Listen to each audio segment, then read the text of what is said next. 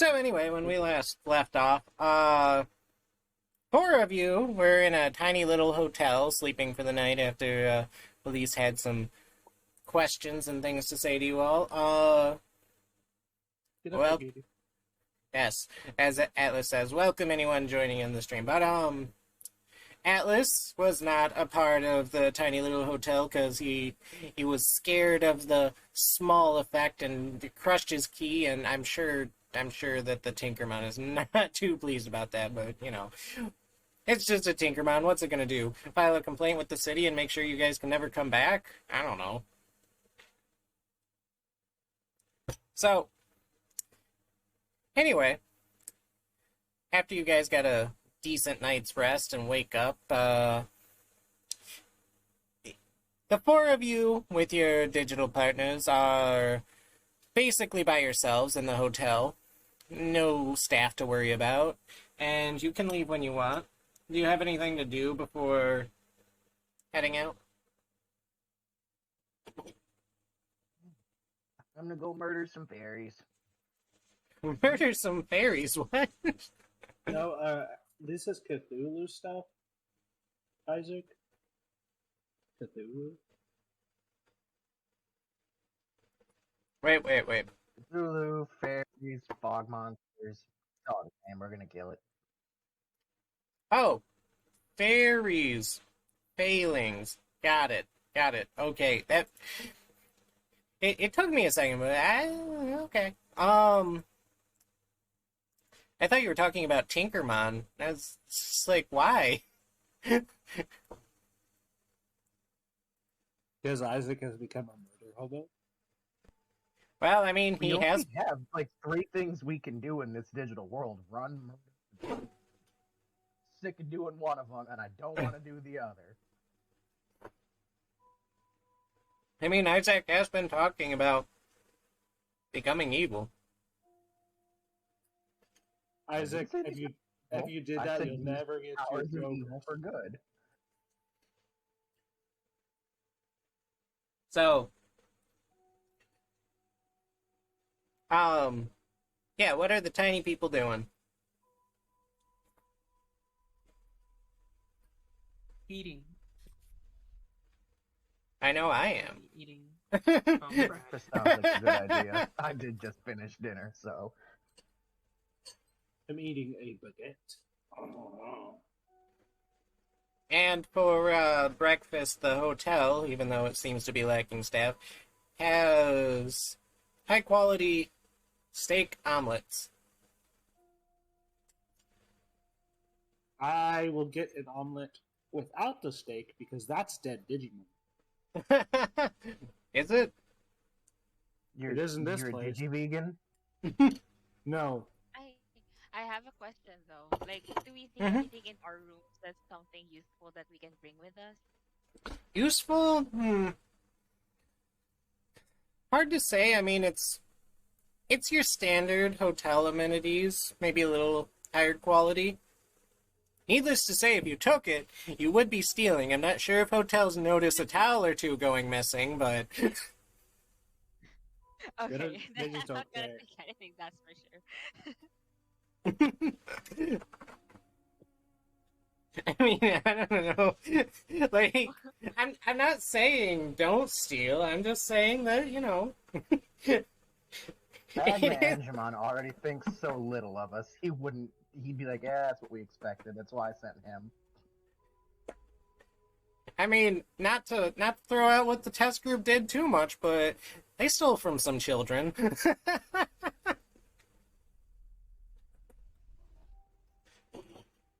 But yeah, it's mostly basic hotel amenities. I'm not sure if you'd consider any of that useful, but if you can think of an item from a hotel that, I don't know, you'd want. I guess we could Red go to rum. big food. I mean, but Red rum. would it get big when we get big? One way to find out. I mean, some of us just get big. Kazemon does not.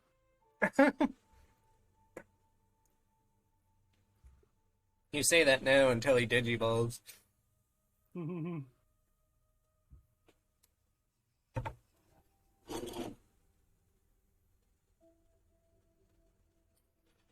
Alright, so, aside from food, I take it that everybody's more or less wrapped up what they plan on doing inside the hotel.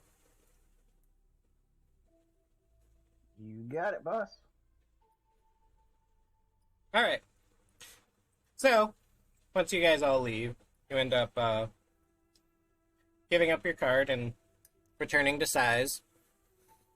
And the Tinkermon retrieves her hotel.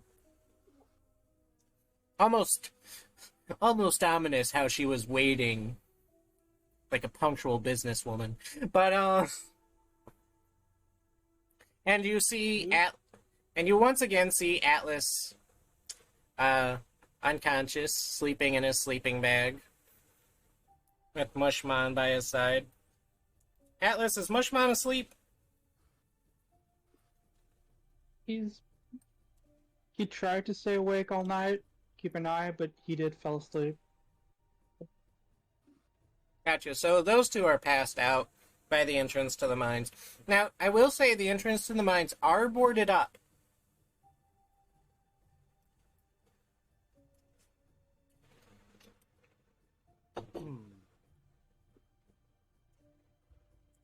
But yeah, they chop up the ugly people and they feed them or use them to sacrifice to make themselves more beautiful. Thetans. They absorb their thetans. Oh my god.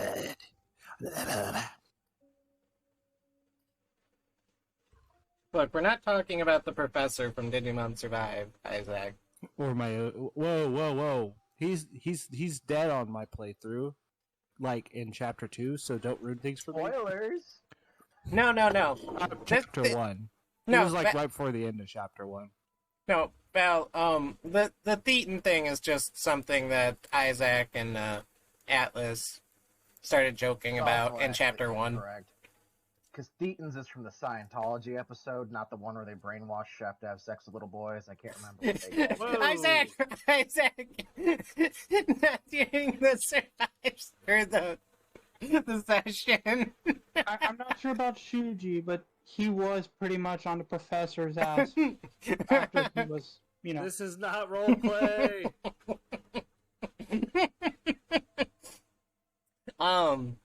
But yes, I forgot the name of that church. But okay, Thetans are just Scientology. Although I guess it's not that bad because who knows where this campaign will go. Anyway. Oh, that felt bad. Yeah, so Atlas and Mushmon are passed out in front of the mines. The mines area you're in almost has like a fog rolling by it that is not in the rest of the village. And the mines are boarded out. Yes, Nambla. But, the mines are boarded up. What's the go-to? Are we waking Atlas up? That's what I rolled for. I'm not going to assault him. Well, what did you roll for? It was a 1. I was going to be nice. It was a 2. I was going to hit him. Oh. God. Okay. Isaac. What is nice? I don't know yet. I didn't think that far ahead. It's not like me. Not beating him. he was gonna hit me, like you're gonna punch me. No, If I rolled a 2. he decided to be nice. Not naughty. Okay, so he's gonna hit me again, but softer. Maybe. We're waiting to find out. I'm not the only person that can wake him up. Everyone else knows my methods. He was going to commit arson. Jesus Christ, Isaac. For what it's worth, I know you're probably not reading chat, but yeah. I mean, I did in the arena, but that's another story. And I mean, for what it's worth, since you have a Coronamon, lighting him on fire is not out of the question. If you do that, I swear to God. We don't have anyone who can put him out. Valentine would wake up, eat that food, and then he would get bigger. And then? with his clothes on, and I'm assuming Isaac's just kind of staring over on Atlas. Yes. I also like the specification of with his clothes on. Yes. He said get bigger. Ooh, daddy. Whoa, sir. You need to calm down. What do you think of Maximilian Pegasus? Seto Kaiba. Sugar daddy? I'm They're just both rich. I'm cardboard daddy, okay? So is Isaac just like staring over like Atlas, like rubbing his chin, like how do I wake this guy up? Is that what's Sounds going about on? right for now. That sounds about right for now. I really don't like the idea of a barista being so confused about how to wake somebody up. But anyway, Oh yeah, you Every just time make I hit coffee. him, Easy. it goes very wrong. Yeah, you get fubbernut. okay. So, you know what? This is probably for the best because anything you did, Isaac, I probably would You know would have what, turned it into a joke. Fireman, just blast open the mines. Firebomb the fuck out of it. That'll probably wake him up. No. All Do right, not do that. Val. You have 5 seconds to convince me otherwise. Listen, Isaac, if we just go around busting up the church while we have other enemies, we will make even more enemies, and they have way more than us. So, I doubt the church wants anything to do with what's down in those mines. they're That's probably got the their ones. handiwork. They probably are the ones that boarded it up. So blowing a hole in it would probably cause an issue. I How are mean- we gonna get in there? Let maybe not firebomb it. We can use, a little bit more subterfuge. Have we tried to wake up Atlas yet? I No was one's about trying. to, but this Revy, motherfucker just what do you told his think we should Digimon to do? blow a hole in the wall. I did take food with me. Did it get bigger with us? You know what? 5-star hotel specialty. The food does increase in size with you, but not the plate. All right, whatever. All right. I'll push Atlas awake. This is taking too long. All right, Atlas. You're getting nudged awake, not violently. However, you are hearing Val and Isaac argue. So I heard them arguing about blowing a hole or something. Blowing a hole in the wall, yes. And with Revy nudging me awake, I'm probably gonna see them just hovering over me, and I'll caterpillar away. Why are you running now? I got you food. You can starve if you like. All right, Atlas. Revy set some food in front of you as you're caterpillaring. I still caterpillar away. I don't know what she put in those food. Oh my god, Atlas! So Elise, how are you dealing with this, this morning? Mushmouth's still sleeping on the ground in front. Like he's still sleeping. Gotcha. Okay, yeah. So Elise, Okay, so since they're arguing about whether making a hole or not, I'd rather like look around first to see if there's like another way in, just to prevent them from fighting further. yes. So, actually, I was about to bring this up. Atlas, you are about eye level with the ground, right? Yeah. Now, when you say you're caterpillaring away, are you heading back into the city, or are you heading under the boards leading into the mine? Probably gonna. Hold on. Well, that D2.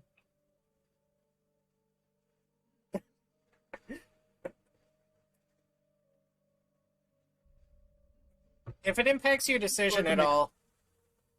What? I'm heading toward the mine. You're heading into the mines, okay.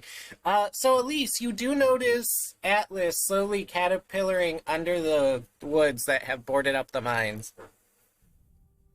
Okay, so as I see that, so I'm gonna assume that it's a way in. I immediately walk up to Isaac and tell them, guys, maybe you should not argue. Like, look, I think Atlas find a way inside. and then I'll point towards Atlas who's caterpillaring inside. Yeah, that way. Guess that'll work.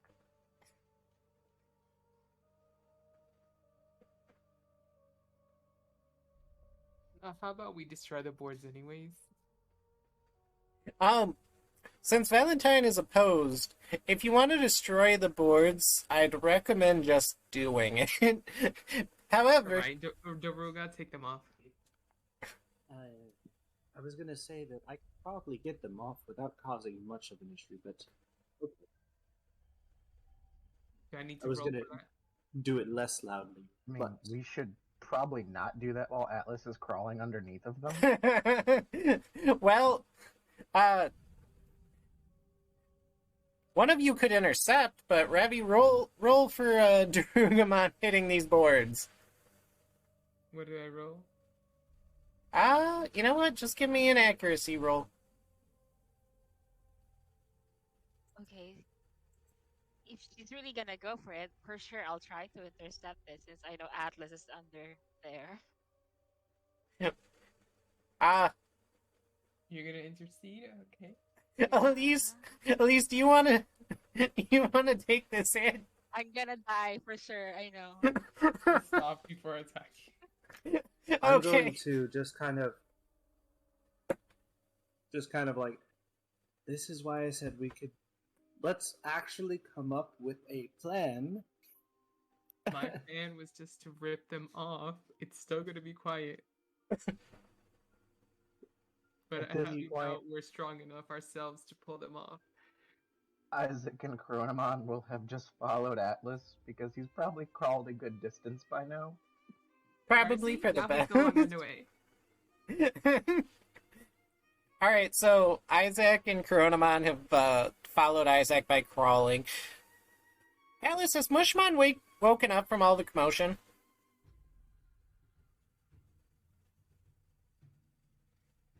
No, No. Damn, heavy sleeper. I mean, it's a mushroom. He's pretty nocturnal. He has not been nocturnal this entire campaign. Atlas, don't fuck with me. No, but he is a mushroom. Mushrooms technically are nocturnal plants. We've all played the Digimon games. They're nocturnal. What is a nocturnal plant? A mushroom. Okay. Well, I mean, I did say he was awake. He tried to stay awake for the night, but he passed out. Okay. I'll walk over and yell. No, I don't know. I'll shake him awake too. and I'm just gonna say, if this way isn't towards the place where we lost our names, then why are we wasting our time with it now? Are you talking about the mines? Yeah.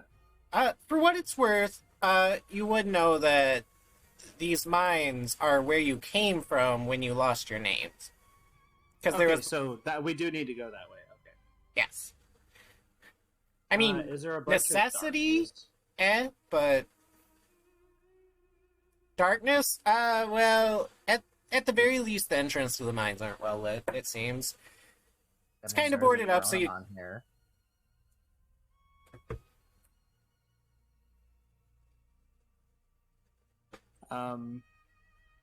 Let's see.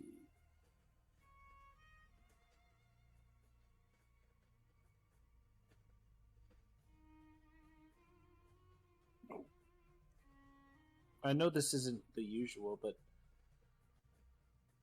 I'll leave it to the group. They can open it how they want, but I will assist Revi with the waking of the mushmon. All right, and Elise, what are you doing as they wake up the mushrooms while Isaac, Coronamon, and Atlas pull deeper into the mine? Well, since it's definitely gonna be dangerous inside, so I'll probably like follow Isaac and Atlas to see if they're okay.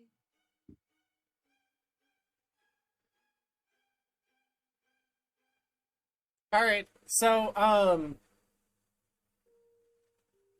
It's still probably necessary to pull off some boards, even though most of the party is crawling underneath the boards, because it'd be pretty hard for Mushmon and Dorumon to And fit, at least. Daruga. Yeah, Daruga. Like, Yep, I'll have Daruga just rip them off. okay. So, you guys rip some boards off. Mushmon... Atlas, is Mushmon in a coma, or does he wake up as people are shaking him and spreading his pollinants everywhere? He's like mumbling a bit, like he's feeling like he's being rocked. So Mushmon, Atlas is leaving. he's okay. He's okay. He's going into the mines where we lost our name by himself.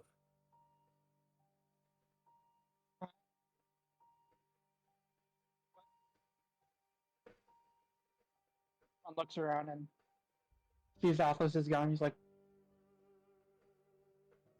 "Where'd he go?" Into the mines. Okay. So he grabs the food that Revi placed down, starts eating it as he's running into the mines. Fair enough. And before, since that leaves Revi, Daruga, Mon, and Sukaze Mon not in the mines just yet, because Elise started following and Mushmon rushed in.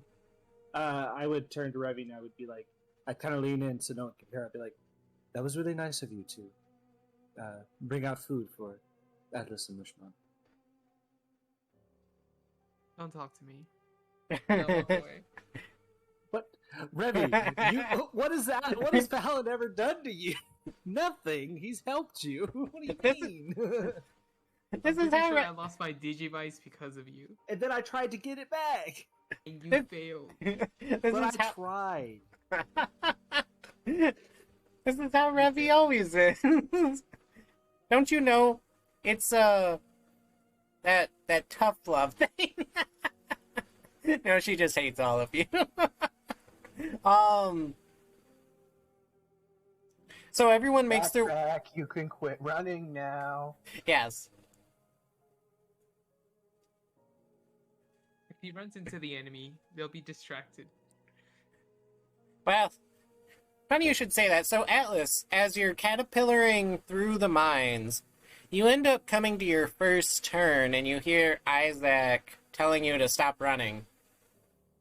And in fact, you could say he almost asked, "Why are you running?" And Atlas will just like contemplate on the reason why they're saying he's running. He's caterpilling, not running. And then moves on. He keeps moving. Well, I should say that, around that bend is something a bit more scary than the people behind you. Like, when you said, is it like just a one turn or is it like a T section? It's a one turn. Okay. So, because of Atlas' poor eyesight, he just kept going straight and hits his head on against the wall. Gotcha. So, Isaac, I don't think there was ever a case where you weren't able to catch up, considering you probably stood up once you got inside the mines.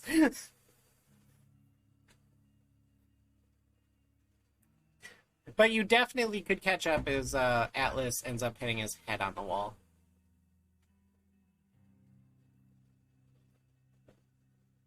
Well, you good, backpack?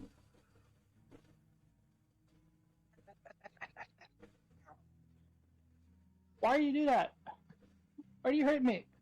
Oh my god. I didn't touch you. You ran into a wall. Well, inchwormed into a wall. Just get out of your damn sleeping bag.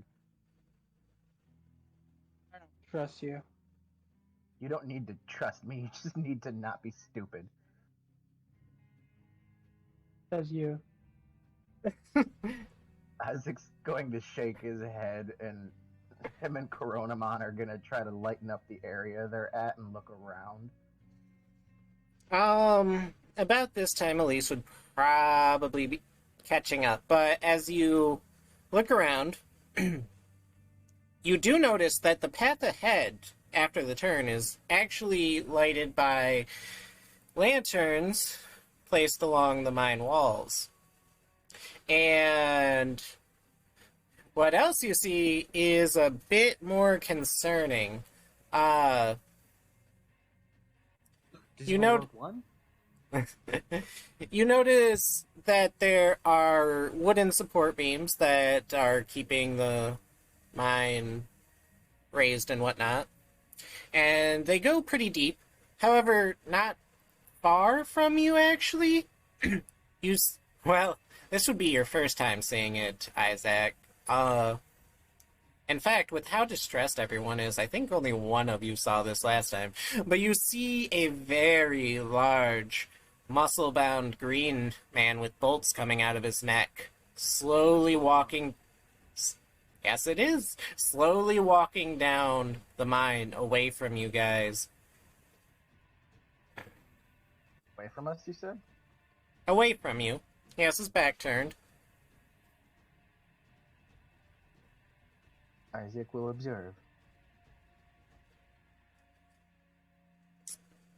And Elise, you caught up to the others.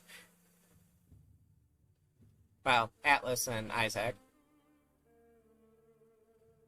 Oh, I'll probably like run up to them and then ask them really quietly, like, "So, are you guys okay? Did anything happen so far?" And then I also try to look around to see what's around us at the moment. And As by okay as we can be. this point, at the very least, Ravi and Valentine, you're both inside the mine trying to catch up to the others, right? I mean, I'm taking my time, but yeah. Fair I enough. rolled for my minor torment. Did I succeed with the 14? Oh, let's see. Yes. That's actually a critical success, so you can mark a box off. Sweet. Just one box. Just one box. Is Okay. that not 3 critical successes in a row for torment rolls for him? I believe so, however, I'm pretty sure Val has some decent willpower. Well, so the thing is that my major torment, I need to succeed one more major torment to finish it. So Yeah, and he hasn't had to so roll. You get bonuses, like Yes. as you go up. So And he hasn't had to roll too much for his terrible torment just yet. yeah. Okay, so you guys are catching up to the others. You haven't caught up to them just yet. However, Revi and Val, you feel the mine shake for just a moment, and you feel some rocks fall on you. Not like heavy rocks that would hurt or make you bleed, but more like just pebbles and debris falling loose from the top of the mine.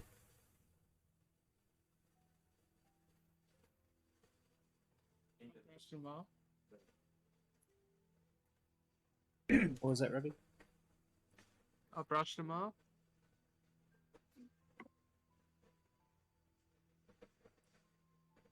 And you, Val? I will. If any of them land where I can catch them, I'll catch one and look at it. It's a very normal pebble. But, Okay. returning to the others, the cause of this shockwave is quite clear to you guys, as you see the Boltmon from earlier almost glitching out. It's a very glitchy effect. He's walking along, and then he somewhat glitch teleports to the edge of the mine, and you see him take his massive axe and slam it full blast against one of the support beams before he glitches back to the center of the mine and continues to walk along.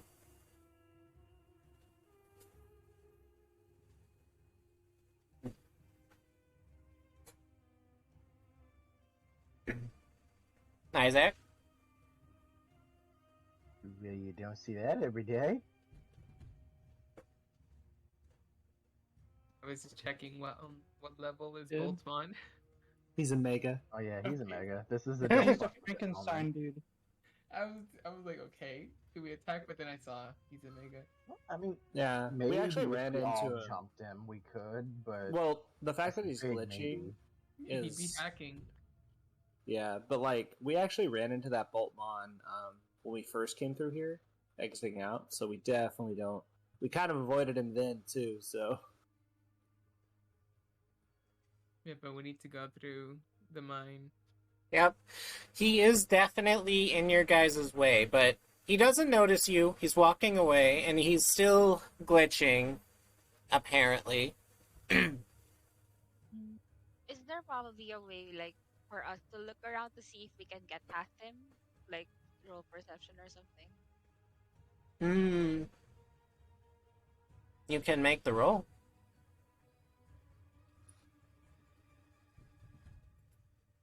After he glitched out, was he still facing away from us? I guess not good enough. Well, what you really notice is that there's only like one pathway, it seems. It doesn't seem like there's branching paths or anything of the sort. Perhaps further down there is that you on your way to the village there was branching paths when you came through the mines, but not at this point. Okay. Then is it possible to like decipher intent to see if it's like hostile or anything? Hmm. From where you are, it would be very hard to gauge, since you can mostly only see his back. He's a decent bit away. And then can I stealthily make my way closer to do that? Sure. Try And up? and Isaac, did you say something as well? I had asked if after he glitched if he was still facing away from us, but that got answered. So when Elise Yes. starts creeping up on him, I'm going to walk. So as the two of you creep up, Atlas, are you just kind of watching? I'm slowly making my way away from him. So you're leaving back towards the village? Slowly, yes. So, Revi and Valentine, you will eventually end up passing Atlas, and you'll see the big scary Boltmon down the mine that Elise and Isaac are slowly walking to as well. And once again, you'll see him glitch out and smash his axe into another support beam, causing a larger rumble this time, before glitching back to the center and continuing to walk away. We need to leave soon. yep. Once we get our names back, we can leave as quickly as possible. Also, I'm assuming that means Mushmon is with Atlas now. Yeah. I mean, unless he isn't, but I highly doubt Mushmon would leave Atlas. So, yes. When he snapped back to the center, how identical was it to the first snapback? Almost completely. It's a very slow... While he's walking away from you, it's a very slow, deliberate walk. Elise, would you like to make that decipher intent? Yep.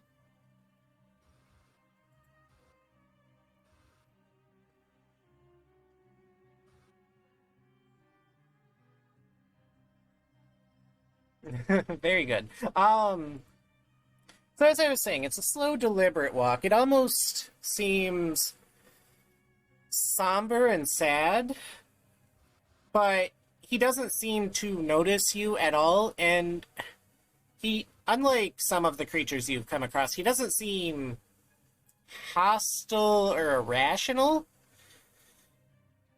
But it seems very much like he's on a mission. I turn to Isaac and be like, so what do you think? Should like go up to it or like just follow it around to see where it will go? Or should we just ignore it and like try to see if we can find a way to get your names back? If he keeps snapping back like that, we could probably just follow right behind him and then duck when he comes around. Or we could try to blast the axe out of his hand and run for it.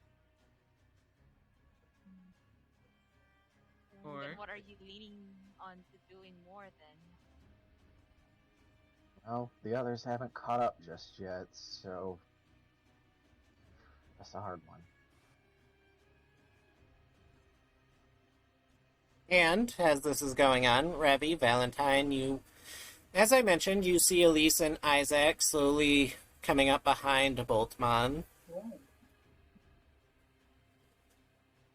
What are you two doing? I'm watching to see what would happen.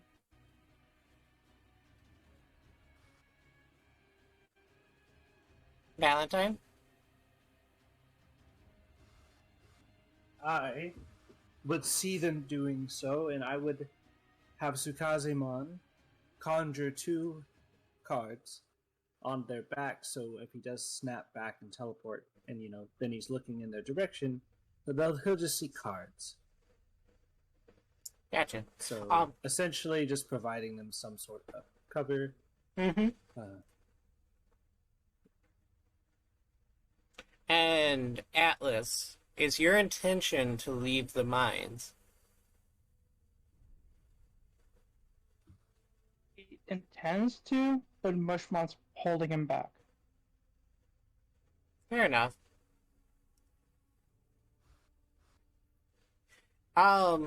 So, Isaac and Elise, as you deliberate, Boltman smashes into another support beam, and the tremors are getting worse. The debris is falling more. And Atlas, Mushmon might be holding you back, but as you progress towards the village, you run into a wall. A wall of rocks, boulders, and debris. And if you want to continue on towards the village, you have some work to do. The others haven't caught up to us, have they? No, we can see you now. Yes. Right, but you're Val- there. We're on Voltmon's ass. Yeah, Val provided cover for you and Elise, though, in the form of cards, which I'm fairly certain you'd be able to recognize. Yeah. Since if I probably noticed that, then I'll tell Isaac like if you want to wait around for them, then you could. Then I can go ahead and scout for us for now, if you want. He hits another beam, this place might go under. We need to take that axe out.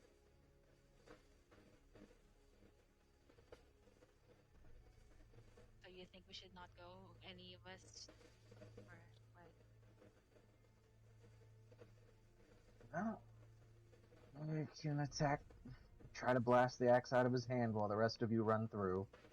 And that's where I'm at. Then I'm fine with that one. Out of character, I honestly could probably distract Boltmon relatively easy with combining the cards as like summoning like kind of blocks around him, and then using the Sukazimon's sapping strength aura. Like it would just be slowly like weakening him.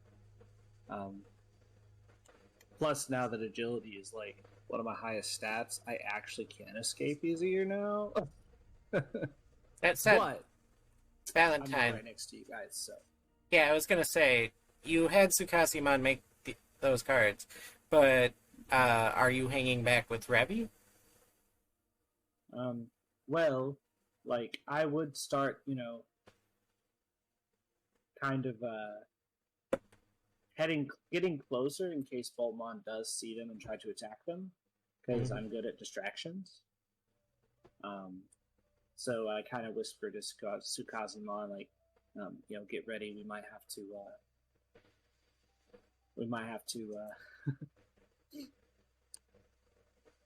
slow him down, because there's no way we're going to be able to take him at our current strength. And Revi, you're hanging back to see what happens. However, the tremors are getting worse, which worrisome to say the least.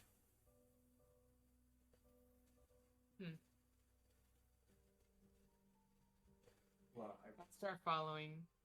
That way we can hopefully get out of the mine fast enough. To be clear, my plan was never to fight him. It was to just blast the axe out of his hand so he didn't cave us all in here. Why not Well, talk to him? to be fair, Isaac, you have not conveyed this to. You might have said this to Elise, but definitely not to Val and Revi who are behind you. Also, Atlas, out of respect for your knowledge and survival skills, I'll actually just give this to you without a roll. You are fairly confident that the boulders and rocks in front of you are not from a cave-in that just happened from these tremors. It doesn't really make sense to you that they're there.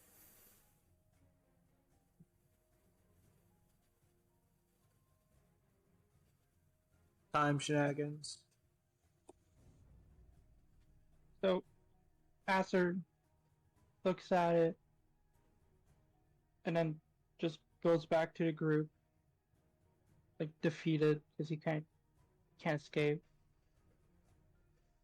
Mushmouth's just like walking around, walking beside him, just trying to keep him like in check and knowing that he has an ally beside him. Gotcha. All right. I will return in just a moment, but I will let you guys discuss this. There's about, assuming that he sticks to his intervals of destroying beams, there's about 5 seconds before he slams into his next one. So, figure out what to do for when I return.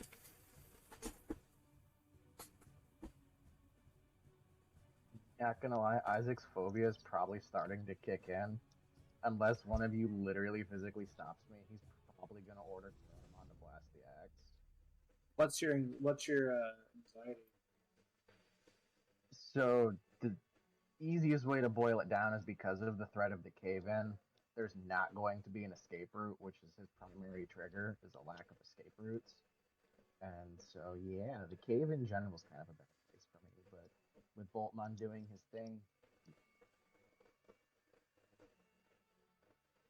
You cut out. how much of it got through? I heard that with Boltmon doing his thing, and then you silence. The only thing I said after that, if Boltmon's doing his thing,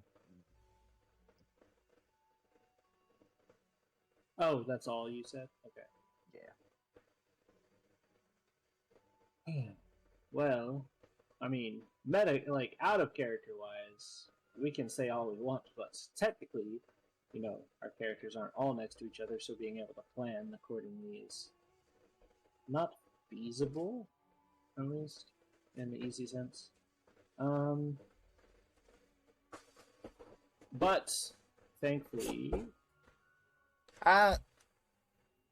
Allow me to assist a little bit. Isaac, roll your torment.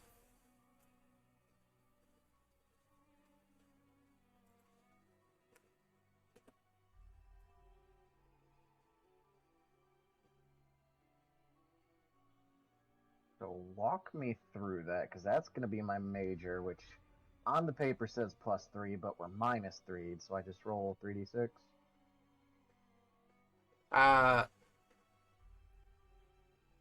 Wait. It says +3? Is your will? Yeah. What's your willpower? 8. 8. And so I assume you have 5 My boxes bravery is left. a 6. Yeah. Your bravery is irrelevant. Torments are how many boxes are left, subtracted, then you add your willpower straight. So it's a +3. And then we have our generic -3, so it's just 3d6, right? Yes, actually.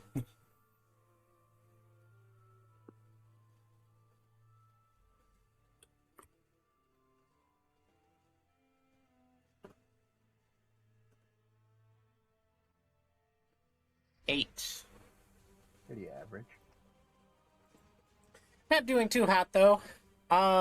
You're not having a mental breakdown, but you are. This actually makes me want to look to see if 16 is what a critical success is, because I know that 8 is not passing. My edge. The thing that made me want to blow up the axe anyway. Yep. So you're not having a mental break, but you're not doing great. You are freaking out a little bit, and you know time is running out. Are you going to scream for the others to do something? Are you just going to attack the Boltman? What's the plan, Isaac? Plan is simple. We're doing a called shot to sharpshoot the axe. Coronamon, blast the axe! And when are you blasting the axe? Because he is doing the glitchy glitch teleport. Are you blasting the axe beforehand or afterwards? He said he was approaching a beam, so... Well, how this is working is he's walking down the center, and then he essentially teleports to the edge and attacks it. Do I have a clear shot or not? Sure. We'll just go with center. But make your called shot.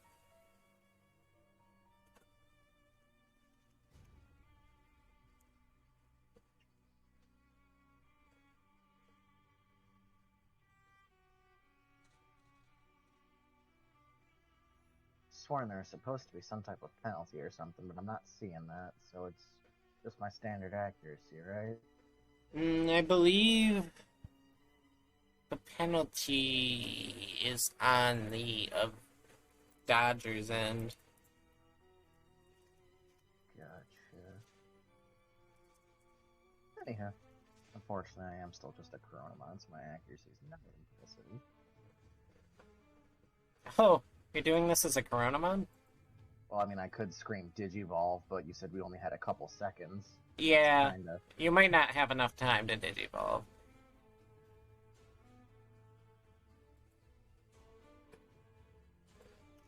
Although I do have a lease, so I do get my flank, so... I don't think you guys are right up on the Boltmon, are you? Nope. No, they're just falling behind it. Well, you guys might be in its blast radius, so I'll give it to you.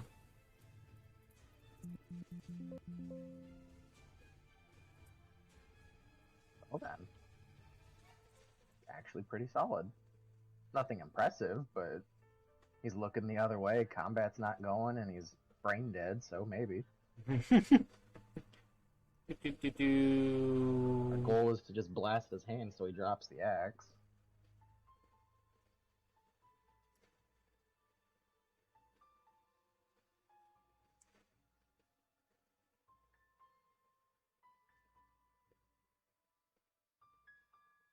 Ah, I see.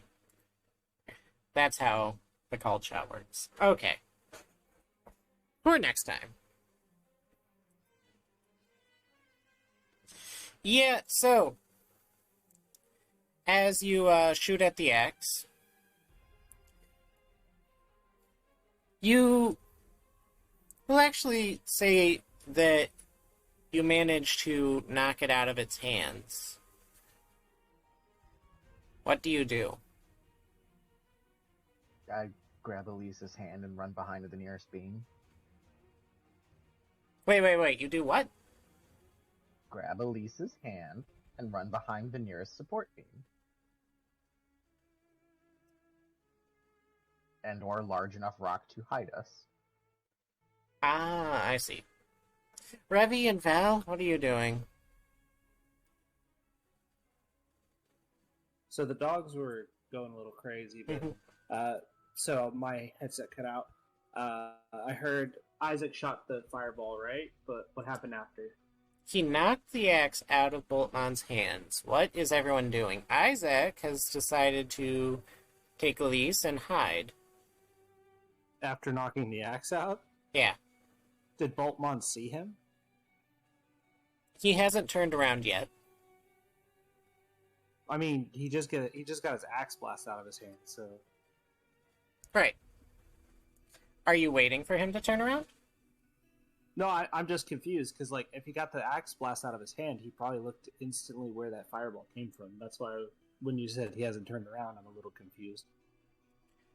Um, he's moving very methodically. So he, even though the fireball hit his hand, it didn't look like he changed any kind of path.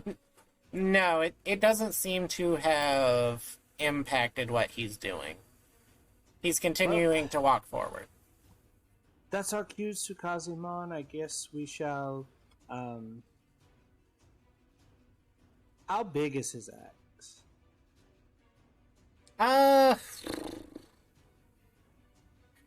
It's a really big axe. Because Boltman's a really big dude. I'm debating on if Tsukazimon should pick it up. It's Might be able to drag it. would we say that Boltman's axe, just thinking of a normal Boltman, is about the size of Darugamon? I What? don't think it's that big. I mean, the metal portion I would wager is probably like 2 feet tall, 3 feet wide, or something like that. And then there's the handle. I mean, I highly doubt you'll be able to grab that, to be honest. Yeah. I guess I'm going to just have Tsukazimon create cards to kind of cover and block the axe wherever it landed. So, like, if a Boltmon suddenly does need to go for it, he'll have a hard time finding it through the cards that are just kind of blocking it. Gotcha. And Atlas, you probably turn the corner of the mine just in time to see the axe get blasted out of this Boltman's hand. What are you doing? Seeing the axe getting blown out of Boltman's hands, Atlas is just gonna hide behind a corner. Just Yeah. not to be in the way of Boltman's attacks.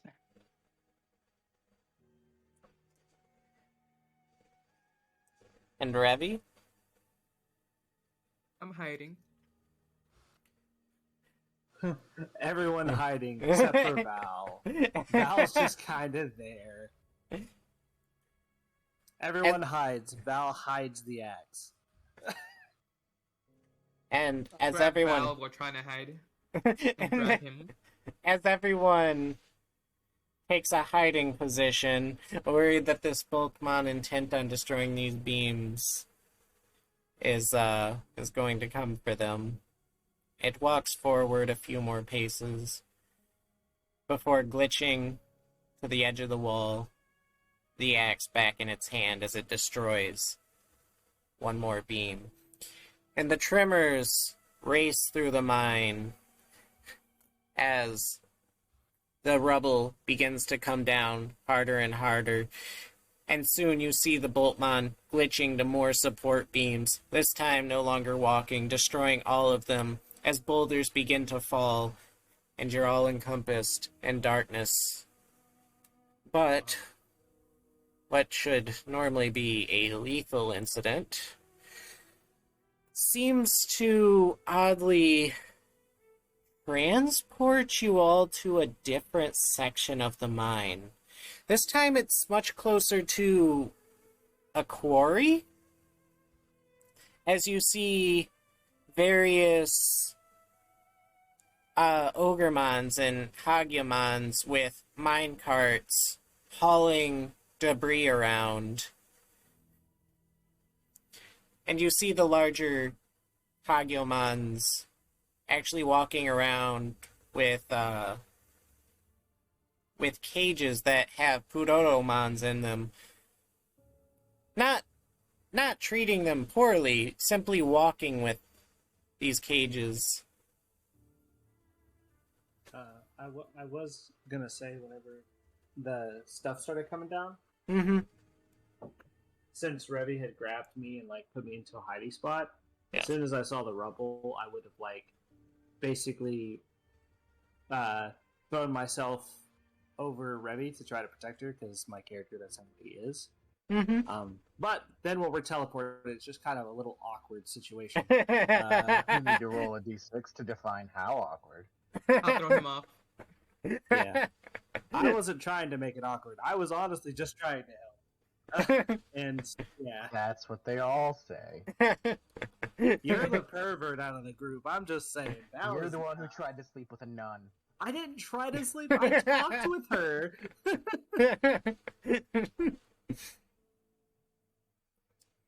Oh, And you got Isaac. bathed in the nude by an angel. Isaac, trying to hide your broship with Valentine. Um, and so, what's everyone doing in this quarry part of the mine?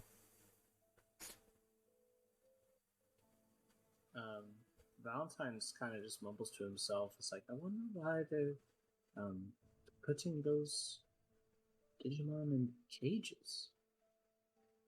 Seems highly irregular. We need to save them. We need to get out of here. We need to save them. Atlas is looking for a way out. So is Isaac.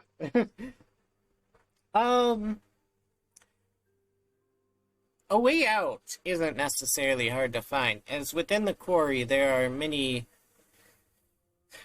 passageways that one could take to leave. However, you are still in the mine, so a way out of the quarry and a way out of the mine are two very different things.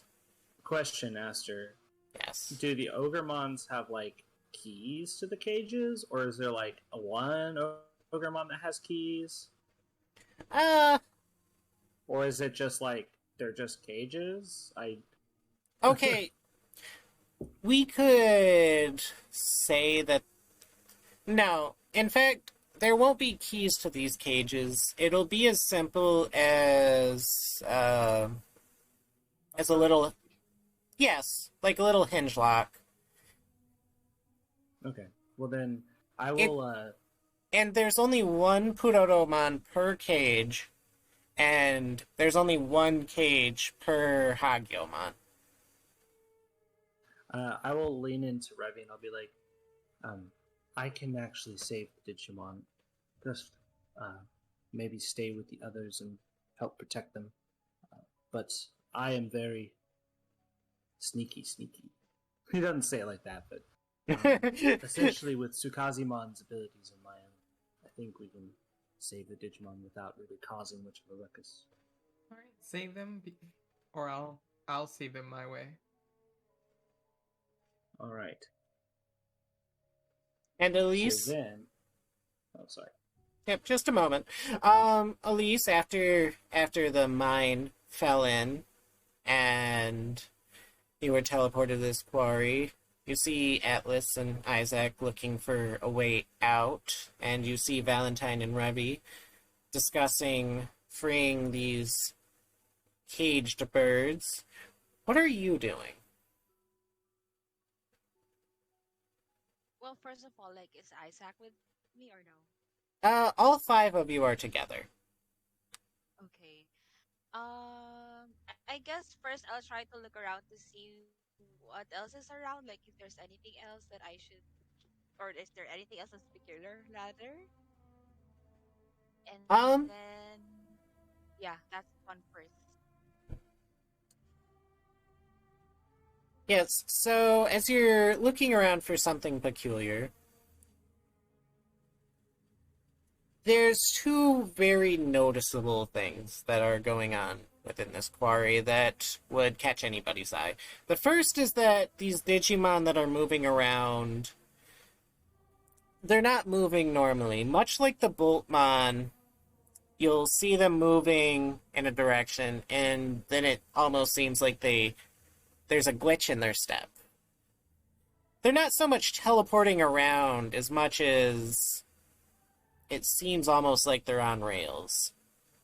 Some of them quite literally. Into one direction only. Yes, I mean, not forever and into the wall and whatnot, but more so like, whatever, however they're walking, there's definitely a jerk to it. You said As we all saw this? um, for those of you paying attention, if after all, you're looking for an exit, but you'd probably notice this as well. It's not necessarily that hidden of something.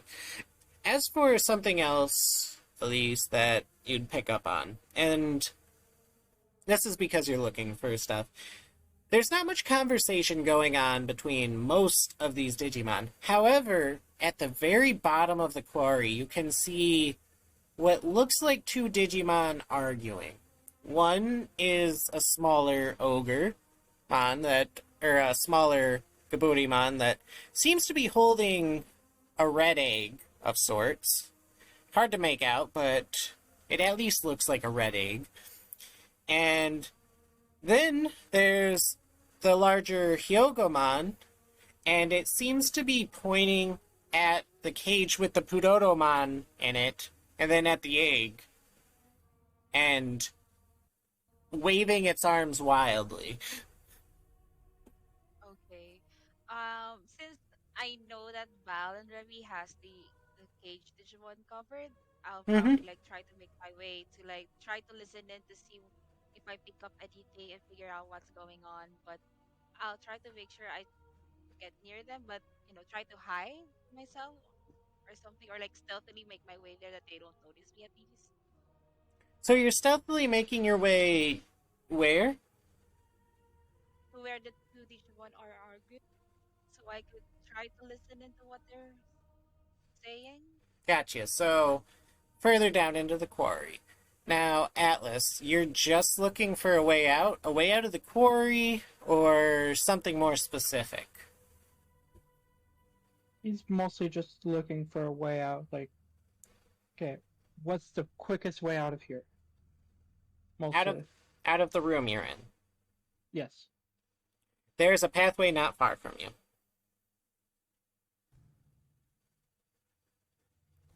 Will you take Well, it? then he will, but Mushmon will stop him, saying that the rest of the group is not going anywhere. All right, So Atlas is have this conversation. Mushmon is stopping Atlas and letting him know that the rest of the group isn't going anywhere. Flesh this out. yeah. So Mushmon will be like, "Why are you leaving? Like, the rest of the group's not leaving. We should stay and help them in case they need help." And like Atlas is just gonna try and walk away, going like, "They don't need me. Like, I'm able to survive by myself. They can survive by themselves. I'm pretty much just dead weight to them." Remember, guys, Atlas could be Shuji.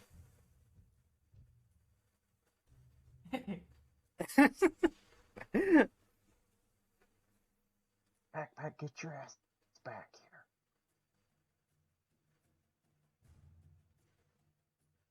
here.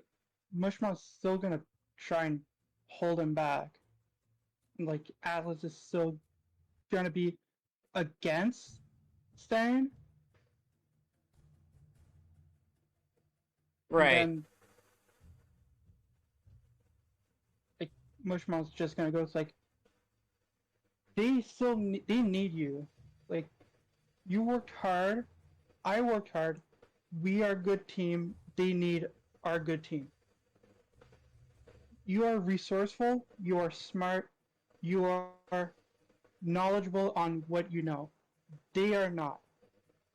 If they fall into something, you are there to help them in whatever case you need. I'm here to be your support as you are here to be my support. And as he's saying that, Mushmon will digivolve into Woodmon for the first time. Yes. And then with that, he's gonna just grab Atlas and move slowly to the group. Fair enough. and just say to Atlas like, this form is new to me, but I know that you'll be use it'll be useful for you as well.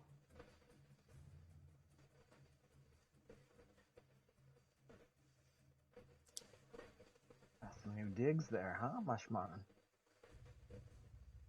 Yeah, it's a little wooden stiff, but you know, a little water, a little sunlight, it's gonna be fine and dandy. There's nothing wrong with being a little stiff.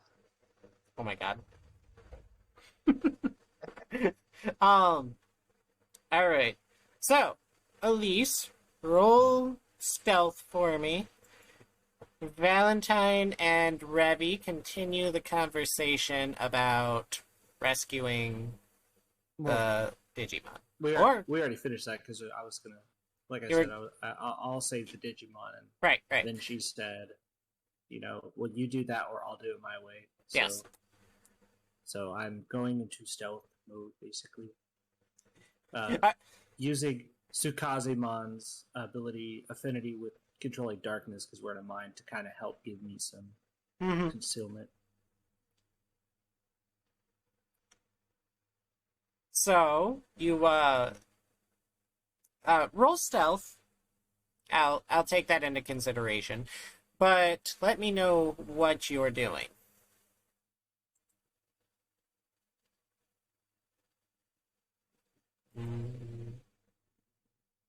So I plan on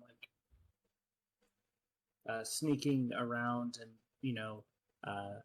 around the cages, and whenever the people that I guess are moving them are distracted, then I would just kind of sleight of hand unlock them so that the cages will just kind of open naturally.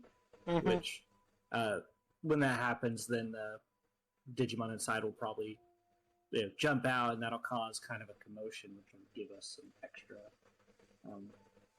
It'll make it chaotic for them, but that makes it easier for us to do our stuff.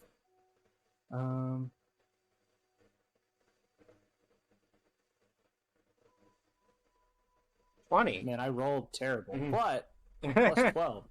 With a plus 12. And your bonuses from being hidden in the darkness. Darkness. I'm a man. So, yes, as you open up the first cage, the little Pudoromon inside does indeed kind of, I mean, it's a pretty pathetic little Digimon. It does, like, jump out and start, like, jelly bean hopping away with a little split every time it hits the ground. But as it does, you can definitely notice that Hyogamon, kind of freaking out and chasing after it. However, this definitely creates, like, an interesting dynamic of sorts.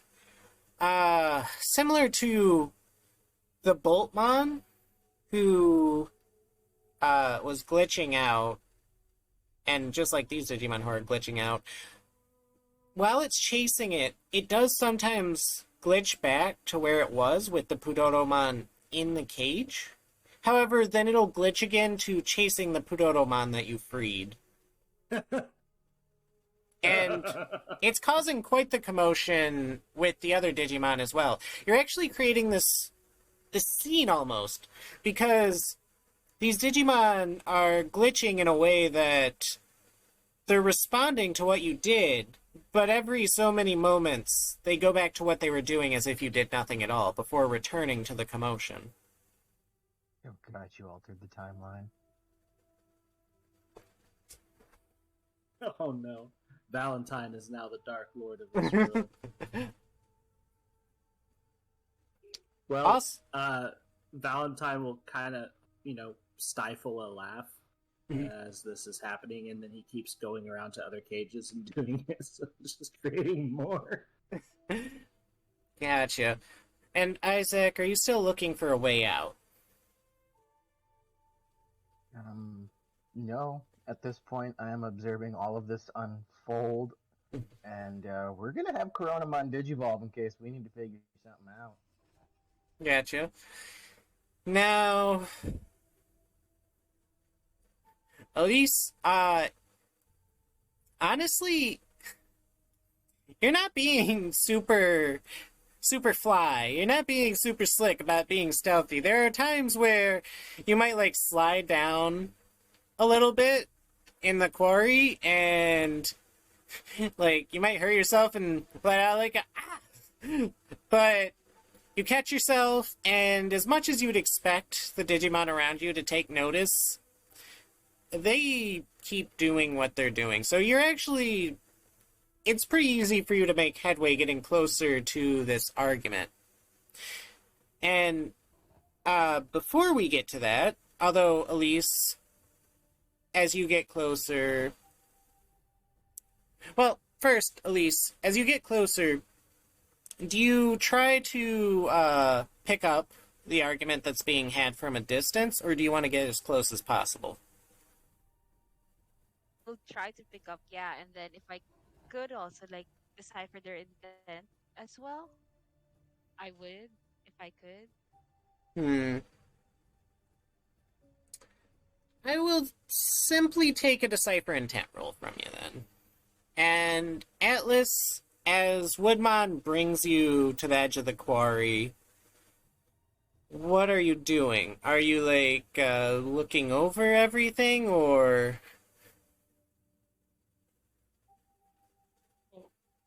Woodmon's gonna see that everyone's slowly going down into the quarry, Mm-hmm. so he's just gonna try and like slowly move down the quarry as well while holding Atlas over him. And as he's doing that, like Atlas is also trying to look, but like with all the shaking, he's barely seeing what's going on. Um, fair enough. Atlas probably would probably be able to pick up enough from what his allies are doing, at least, to notice some things. So, along with Elise's decipher intent, Atlas, I'll take a survival roll from you.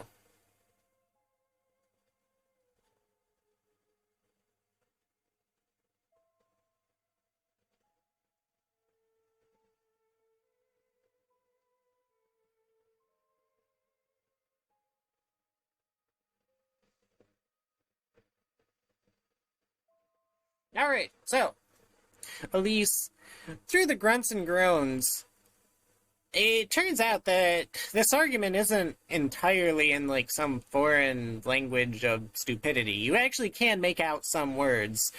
Um, and Atlas, even though you're not picking up on the argument, you're able to figure out some of what's going on down there simply through your own knowledge. Because, at least as you are watching the Hyogamon yell at this Gaburimon with this red egg,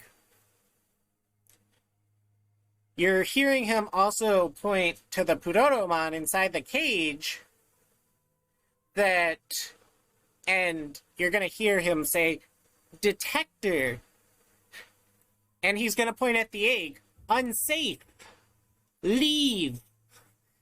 And Atlas, through your knowledge of mining safety and whatnot, little trivia, you know full well why miners would have bird-like creatures in a mine. And as you would understand this, you'd all also start hearing the Pudotomon start to scream. Well, not scream in like a terrifying way, but chirp. They'd all start chirping. As a side note, Atlas, do I need to explain your knowledge of birds and mines, or do you understand what I'm... No, no, I understand the canary in the mines thing very well. Alright, I'll leave you to discuss that, and I'll be right back, as these birds start chirping. And, Elise, do you understand the canary in the mines? Honestly, no. It's an So old West American thing when there was going to be a carbon monoxide poisoning deal, the canaries would chirp and then die, and then you'd know you had to get out or you were going to die next. So that's what it means. Yeah, basically. Danger, Will Okay. Robinson, It danger. in general it was just like a toxic gas or fumes that would kill the canaries, and you'll have to escape. Hmm. A lot of times So, was carbon monoxide due to so poor like, ventilation. did the birds die already or what? Or did It, they actually say that? I'm sorry. Oh, they're just I'm chirping. lost. Danger, Will Robinson, danger. yeah, Oh, okay. I think the Goburimon has an egg of one that just died, and it's telling them where it came from, while the others are Mm. chirping. Isaac over here debating firing off a firebomb so we can just ignite the whole thing, but you know. Well, since like their argument is not really that bad after all, I probably try to approach like the two Digimods and say, "What's happening? What's unsafe? And what happened to that egg? And What should we well, do?" and while the two Digimon continue their argument as you approach and talk to them, as you get closer, you notice that this red egg has a fire symbol on it. And you're also noticing that this egg is beginning to crack.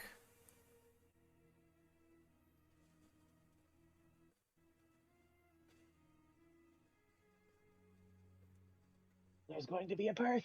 You're going to be a mother.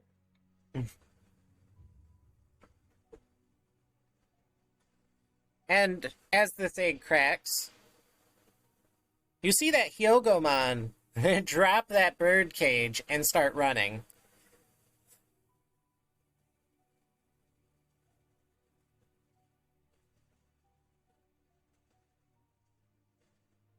So, Elise, what are you doing? Well, I'll probably like try to follow it, I guess, to see where it will go to, just to Yeah, check things out.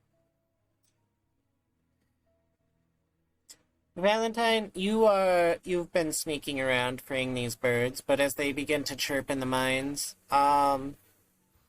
what are you doing? Well, that is a hard question. Because I don't know if Val would know about the birds in the mine thing. Because he's not the Mm-hmm. smartest person. It is trivia, so possibly not. Not everyone would know about it. So he's probably just kind of laughing, like kind of giggling to himself about the chaos that is unfolding. But he'll basically look out for the other peeps and see what they're doing and then follow suit. Ravi, you elected to let Valentine discreetly save these Digimon. While you've hung back, what are you doing? Will I come back? What? Well, you let Valentine take the reins of saving the Digimon discreetly without killing things. So, while he's off doing that, what are you doing? Looking for a way out. There are So plenty of that way ways. the Digimon can escape. There are plenty of ways out of the quarry, but do you want to get out of the mine as a whole? Yes, I want the Digimon to get out. All right, give me a survival roll. And Isaac, you're just watching the events unfold, considering launching an attack. Point creeping around slowly, peering down every opening I can see, but not going down them. All right, and Isaac, we're just gonna bump your volume a little bit. Yep.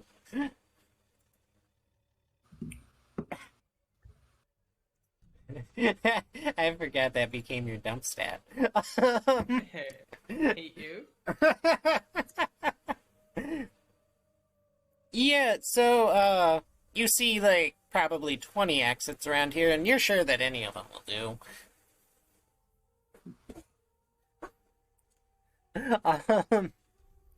But, as you're all going about your business, figuring out what you should be doing, Elise, you notice the egg crack, and as it does, it slowly begins to hatch, until finally, you see a fiery little Digimon come forth from the egg. And with that flame of the Demi-Meramon comes an explosion of fire that engulfs everybody. Oh shit, since I was sneaking around the cages, does that mean I'm closest to the explosion? Elise is definitely front and center and closest to the explosion. Yeah, she face jacked it. Ooh. You'd be next, while the other three are still roughly at the top of the quarry. It would definitely engulf Elise and you, Valentine, probably before you would have time to think or react to it. But Did I see Elise get like swallowed by the fire?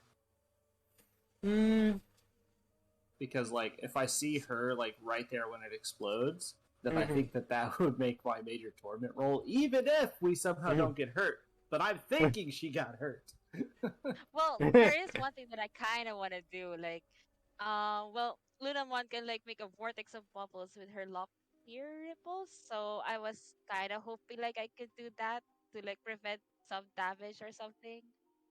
the vortex of bubbles. I'm I just gonna go will. ahead and roll I for the will. torment. um, Valentine, if you want to have noticed Elise, you can definitely roll for the torment. While you're sneaking around freeing these birds, I don't think you'd necessarily be in a position to look at her in an instant like that. However, I do think there are circumstances that would have allowed that. So, it will be entirely up to you. Yes. I will allow the vortex of bubbles, but we'll come back to that. As this explosion rips through the mines and you see fire traveling at unfathomable speeds, basically. Yep, Atlas 17. Atlas will start with you. What's your thoughts before you're engulfed in these flames? Well, figuring out that the Biomons were there as canary in the coal mine situation, Mm-hmm. um, Atlas is gonna knock on Woodmon and tell him to like go up because uh, that's that's that's not good. It's gonna Mm-hmm. blow up if fire goes off. And then Woodmon figuring out that Biomons are commonly to release fire as an attack. Mm-hmm. He would start rushing upwards.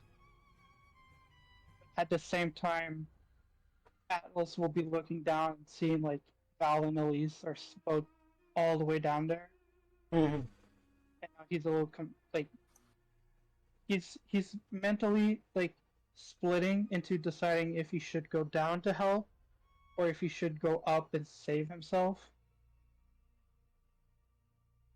While Gotcha. Woodmon is going up. Yeah, because Woodmon's made of wood, so I imagine Woodmon just starts fucking booking it. Woodmon would have loved the carbon monoxide, just not cooked carbon monoxide. That is fair, Yeah. honestly.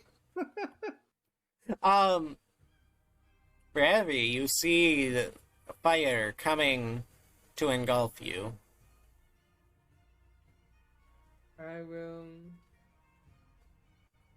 Zoruga and I will start running to the entrance. And I'll jump on his back so that way he can fly in the little room he has.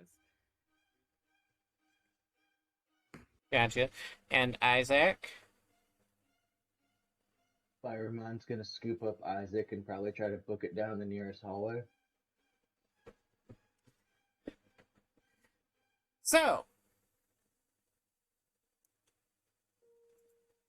um, Darugamon, Ravi, Isaac, and Pheromon, you actually end up outrunning the flames. It's not something that would necessarily happen every day. However, because a certain Digimon has been slowly igniting the carbon monoxide around them, the explosion by you guys isn't quite as bad. But Oh, shit, I created a vacuum just by existing. the um the wood Digimon and the backpack boy aren't quite as lucky as this explosion engulfs you as well. Now,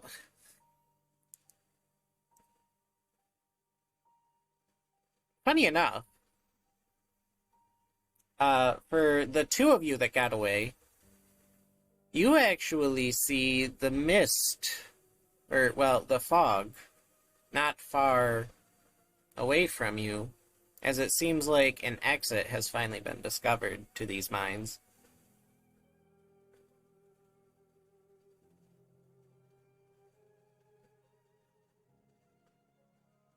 Has the explosion ran its course? Yes. After checking themselves and dusting off and probably coughing up a lot of dirt, Isaac and Firemon are gonna go back inside and try to find the others, or whatever it ends up looking like in there. As you turn around, you see that the mine behind you has caved in. But much like when Atlas noticed the wall of rubble, it's slightly confusing because yes, there was a massive explosion behind you, but you don't remember feeling the mine behind you caving in as you were running.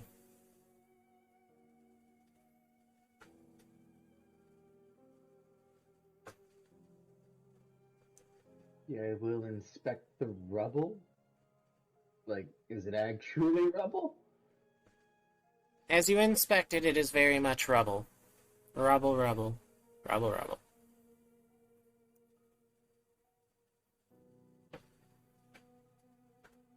Yeah, shit. I'll take a step back, launch a firebomb at it, see if we can't blast our way in.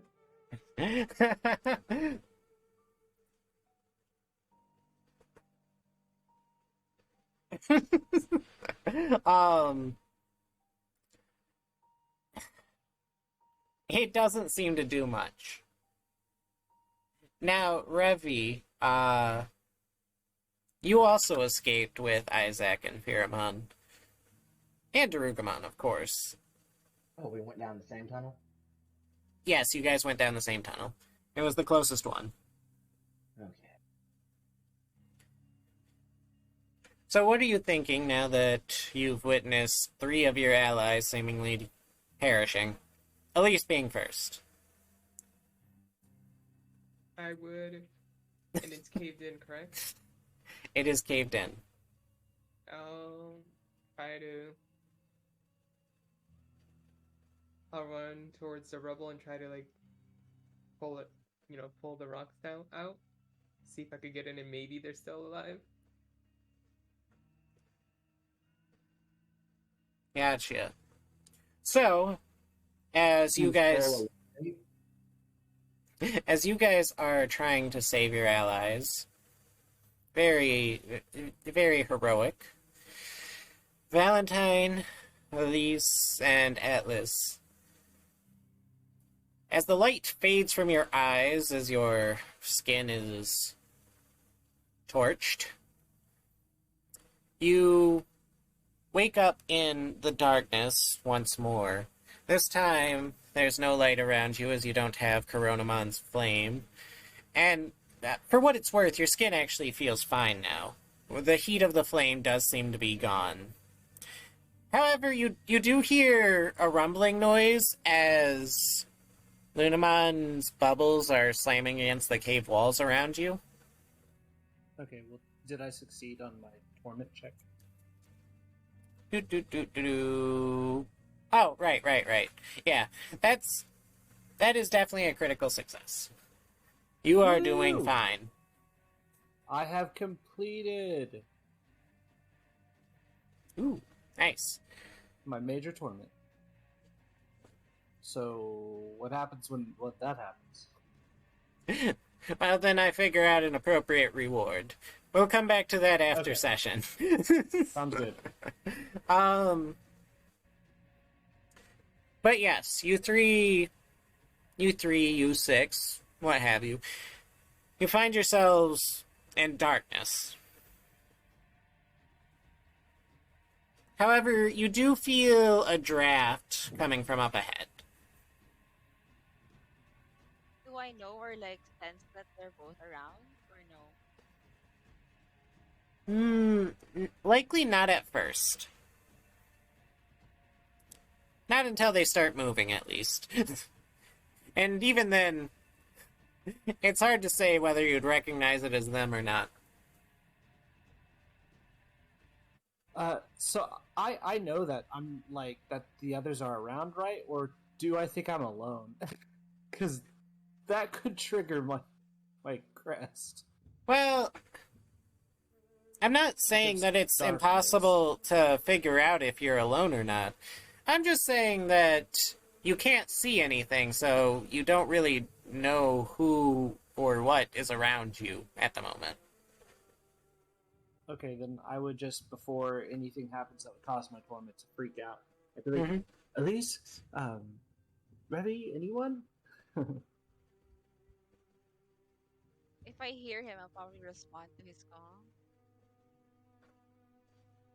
So yes, you three definitely can hear each other. Whew, my heart. Be still, my heart. Well, so as I hear him, I'll be like, "Val, is that you?" I think that's me. Oh wait, I don't know. I don't know Elisa's name, do I? Or no, wait. Which names do I not know, Aster? Because that. Oh wait, Elise. right. I can't Elise say is your name. fine. Elise is the only person who still has their name. Okay, so I would say Elise. Others. Okay. Yes. Then I would be like, are you the card guy?" Yes. Yeah, and then I'll be like, "Yeah, I'm here. I can't see you though. Are you the only one around? Like, is there anybody else? How about the guy with the backpack? Is he here all too? Or what about the guy with Coronamon?" Atlas, you do hear her calling for the guy with the backpack. He just responds like, "Hello." Oh, there he is. Do you hear him? Yes, but I can't see anything. Backpack. Do you have Blind? anything in your bag for light? Hmm. I Hearing do that, wonder if I like use like my taser to light up the place. Is possible. Oh my Oh my god. She just shocks Val. Like, I mean, I can turn it on and the electricity will fire it up, and that might make some small light, right? was hearing like the unknown voice saying like, "Anyone has a light?" He's gonna try and grab his bag and pull out like 2 flashlights and turn them on. They do work. You, sir, are a savior.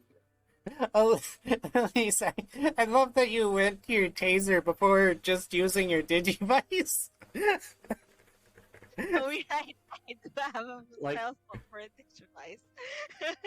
That would just be like anime moment. Like you turn it on, but since Val's right next to you, it just gets him. He falls over. You just see like a skeletal feature of Valentine. Yeah. Somehow he has cards in his bones. You don't know how. Don't question it though. So, You needed some card grass for your bones. so as you pull out your flashlight, you see that. I assume you guys are looking around with the flashlights. Yes, I would let Elise take one of his flashlights, but I do actually say to, because your name is technically stolen right now, Backpack, I do say to you, I don't say that, but I say, you are a savior, sir. I do actually say that straight, and I mean it. He acts like he didn't hear it, but he's like secretly like blushing at the fact that someone actually like acknowledge his resourcefulness. You stay away from my boyfriend. Isaac. Versus the only love is the love of knowledge. And Okay. Michonne. And Val's confidence, apparently. I am his hero, okay? Not his hero, but he looked up to me in the card I game. look up to your charismatic persona of always talking to people. Yes. What Yeah. he said. So as Charismatic one in the group. you guys explore with your flashlights, you realize that you're trapped in a tunnel of sorts, but it's almost like a room because of the cave-in behind you. It's not a very long tunnel. It's easy enough to see all edges. Behind you is a cave-in. Then there's the walls of the mine. And not too far ahead of you appears to be very large doors. Now, these aren't ordinary doors, mind you. They seem like with enough force they could be opened. But you also notice rope guarding these doors and forming some kind of symbol with the rope in front of the doors with talismans on it. However, you also notice a breeze coming from through the doors. It seems like past these doors you might be able to get out of the mine.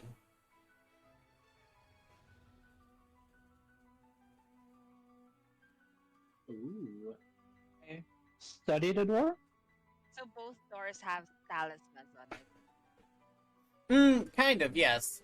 They have, those traditional ropes in front of them, and the talismans are on the ropes. It's, Well, I they're immediately kind of like demon repelling, like barricading stuff. Yes, essentially. So I'll definitely look at Val and then like Atlas and be like, as much as I wanna go out, I don't think this is a safe route. What do you guys think? So look at the door and just go, yep, and walk away.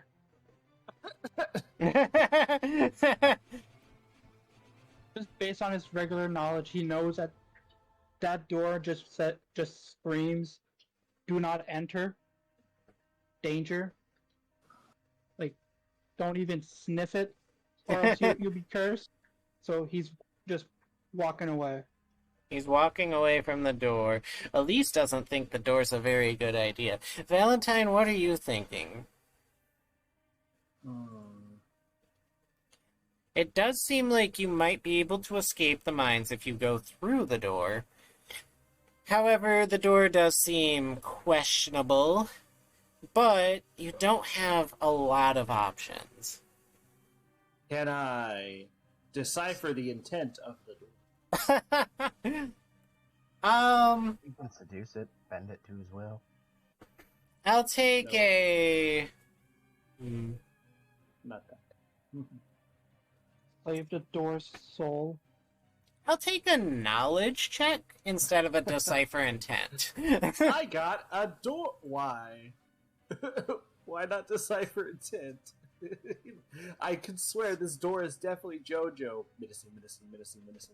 Uh, It's Uh, one of the big bads from Critical Role's camping one.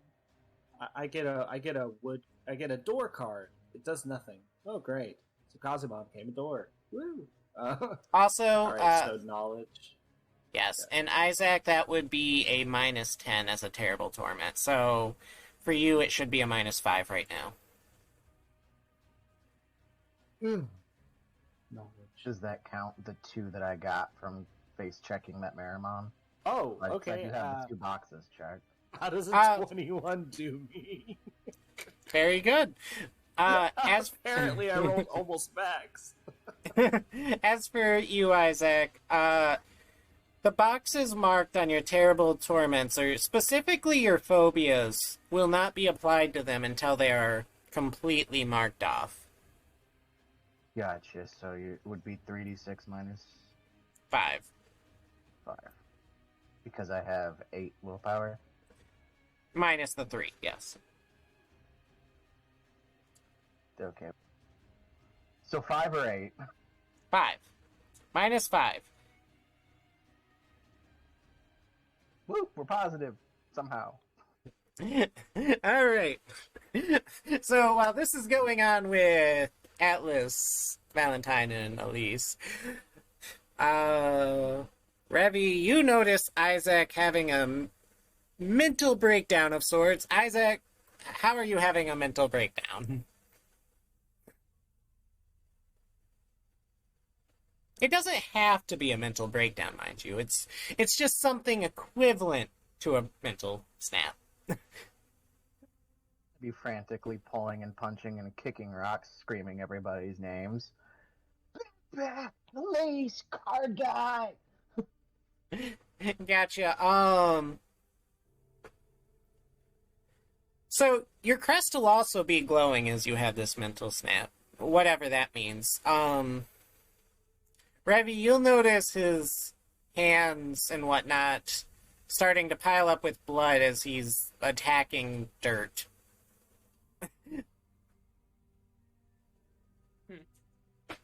And I can see him. Yeah. I'll walk over to him and wave at him, wave in front of his face. Hopefully he'll stop. Isaac?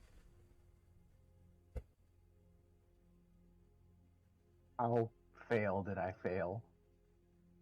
A 5 is a critical failure. Oh, so I failed. Okay. I'm going to ignore her then. Can I punch him? Sure. Punch him in his stomach? Okay. I'll even say that he doesn't get a dodge roll. I mean, I would agree, but still, goddamn. You know, not enough to kill him, but enough to hopefully wake him up. Okay, yeah, you can hold back so you don't kill him. Declaring merciful intent is important because that's actually in the rule book. Alright, do I roll? Your accuracy, Revi's accuracy. So He it's doesn't know the term of holding back. however many d6 your accuracy is. So not 3d6 plus, but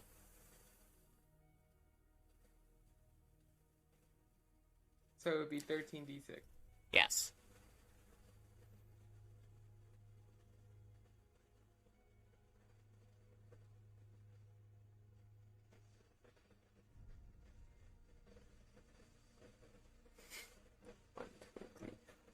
For successes, what's your damage?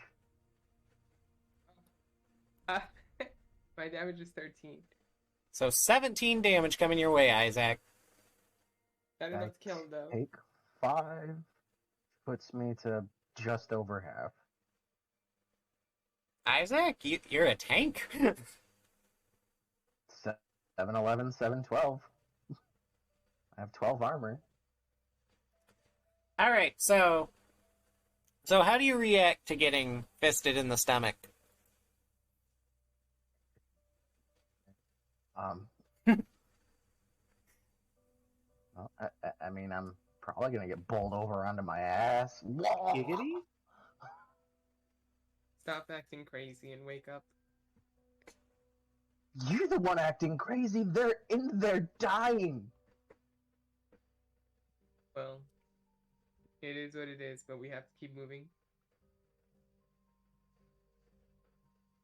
We'll just have to find another way in. And Isaac will get up and walk off without her, trying to find another way into the cave. So you're gonna walk into the fog by yourself?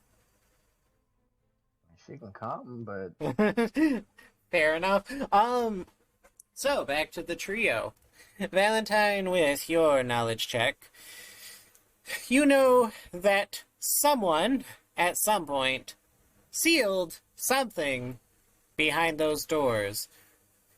Now, obviously, you don't recognize the writing or the techniques used, but you can assume that if it was sealed, that it's strong. Now, can you use what's behind the door? Maybe.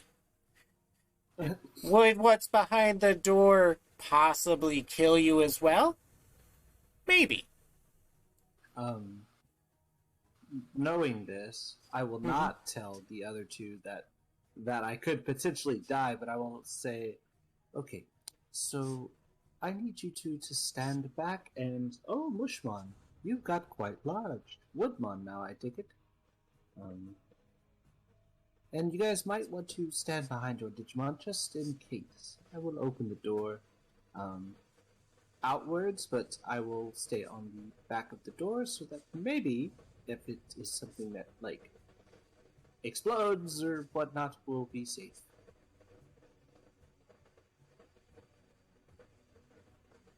Atlas, Elise, is anyone going to try to stop him? Well, first I take it as a cue to like evolve Lulamon to Lekismon, Mm-hmm. and then after that I'll be like, I really don't think you should do that, and maybe try to convince him otherwise. Now, I will say that what Val's doing isn't unreasonable, because, well, there's no path behind you. The only path is in front of you. Now the digital world is zany. There might be some escape, but this does seem to be the only way out. So it's not. It seems like a bad idea, but it also seems like an idea. I mean, Atlas is like at the other end of the room, Mm-hmm. just staring. But he's also writing everything that he saw on the door itself Mm-hmm. because of his Digivice ability. He kind of knows what it's mostly written, if it's like readable. Right. Right. Or like Uh, I'll keep that in mind.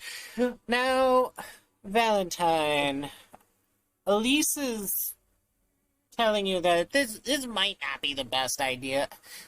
Although, from your knowledge check, you already kind of have an inkling of what she's talking about.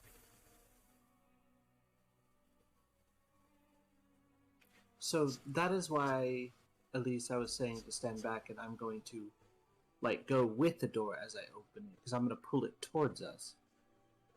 And the reason I think this is the safest is that way you guys can be back in case something happens, and I will be, not right in the way of whatever, comes from the doorway. But otherwise, we're just going to be scrambling around in the, caved in tunnel and likely run out of oxygen. So I feel like this.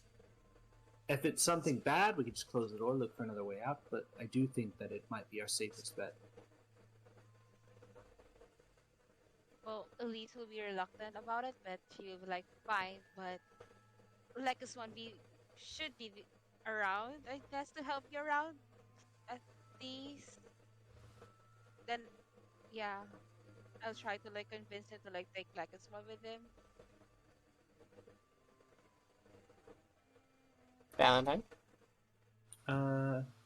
Deal, but then you're taking Sukazuma with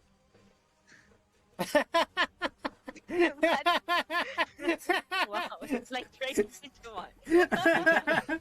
Well, like the main reason being is he doesn't want to like leave you without a Digimon to protect you if something crazy happens. So, Sukazimon is going to go with you, and he's going to be like, "Yeah, well, it's going to be like, don't worry, Elise. I'll set up some card barricades, and we'll just stand behind him, and hopefully nothing crazy goes kaboom."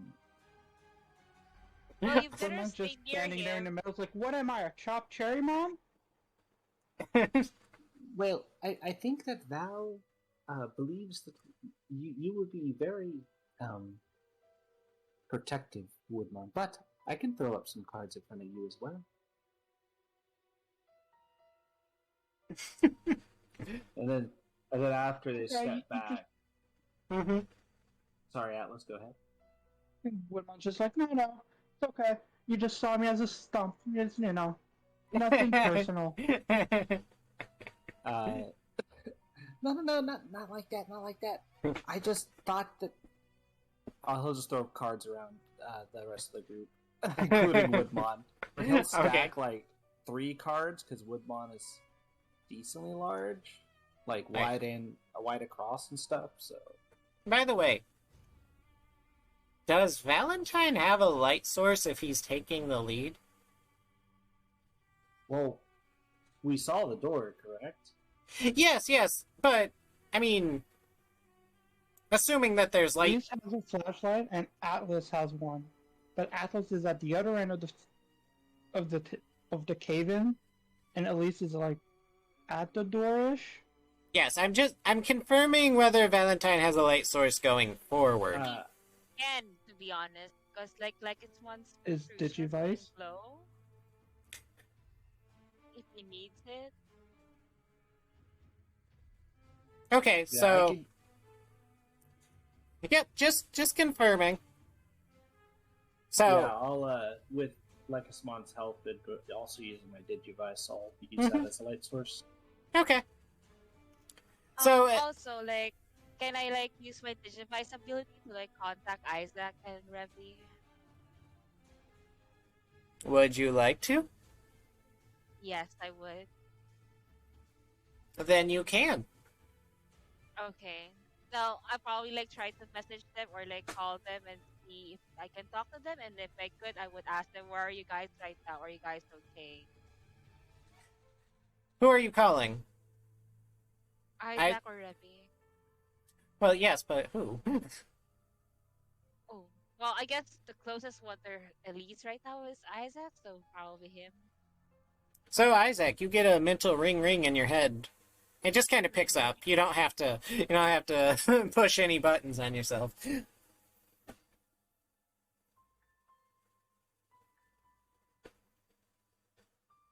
Conscience, is that you? Oh my god. Well, if he answers, I'll be like, Isaac, it's Elise. Oh, wait, I can't say his name. Coffee guy. Can you hear me? Actually, did you try to say his name? Well, I might try it, but I will probably realize that I can't. So Actually, if you make the attempt, his name does come out for some reason. oh, okay. Then yeah, I'll probably try to call his name and say Isaac. Can you hear me? Elise, where are you? Well, we're in front of some door right now that Val's trying to open up. What about you guys? We're outside somewhere. The fog's pretty thick out here. Outside the mine? Yeah. Do you see anything from there? Yeah, Isaac will start to look around. He's in the fog, so I'm not sure how well that's gonna go. Not very well.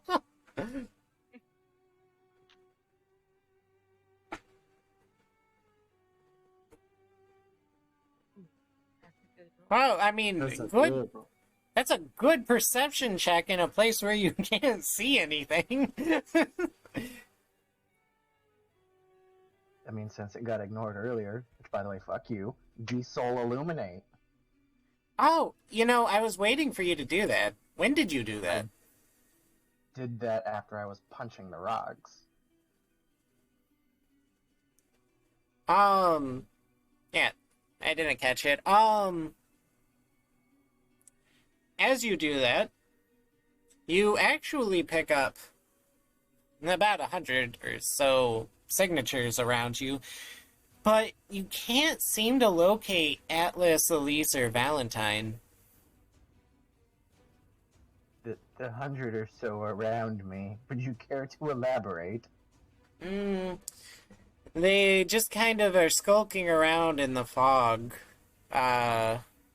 Cthulhu's after that ass. They have snouts and whatnot. You would have noticed them before if you didn't get knocked unconscious by Atlas the last time. But yes, there's about 100 or so creatures just kind of making their way through the fog around you. Do they seem to have any readable sense of direction? They're kind of aimless, although they do all notice you and Revi.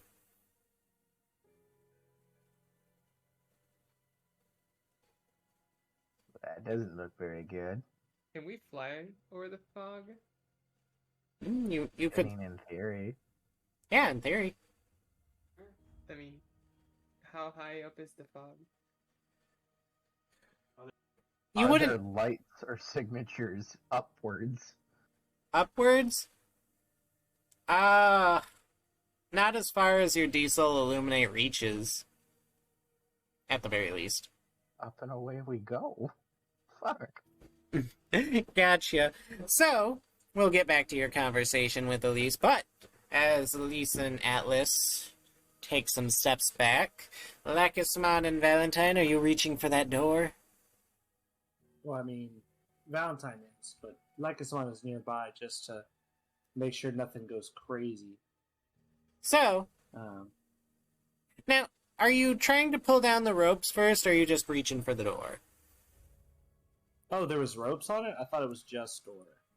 Well, it was door, and the ropes and talismans were, like, creating a barrier of Like sorts. those Japanese, like, demon, like, repellent. Yeah. Now, the like, ropes... seals. Actually, Yeah.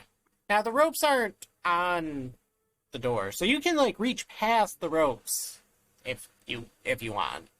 I was just wondering whether you're reaching for the ropes or the door. Well, I didn't know there were ropes, but does it look like the ropes would be in the way of me pulling the door open? Hmm. 'Cause that Probably. depends on... Okay. like this one can help him take it off, so he can pull. Actually, like this one would also try to help him pull the door if he wants to. Mm-hmm. He'll just kind of like hold up his hand to Lycoswan. He's like, I've got an idea. Stand off to the side and you can do bubbles, correct? Well, water bombs at the moment. Okay. Well, just be ready. I think I can open this door without harming the ropes. Because in, where we come from, these are a symbol. Basically, they're used to kind of ward off evil. So I don't want to harm the ropes if I can avoid it. Like someone just nods at him and just readies herself, like Oh no! prepares her. What? I have to reload the Twitch because Aster's Twitch looked like it stopped for a minute. Okay. Just making sure it didn't cut off. Oh no, it's lagging! Oh.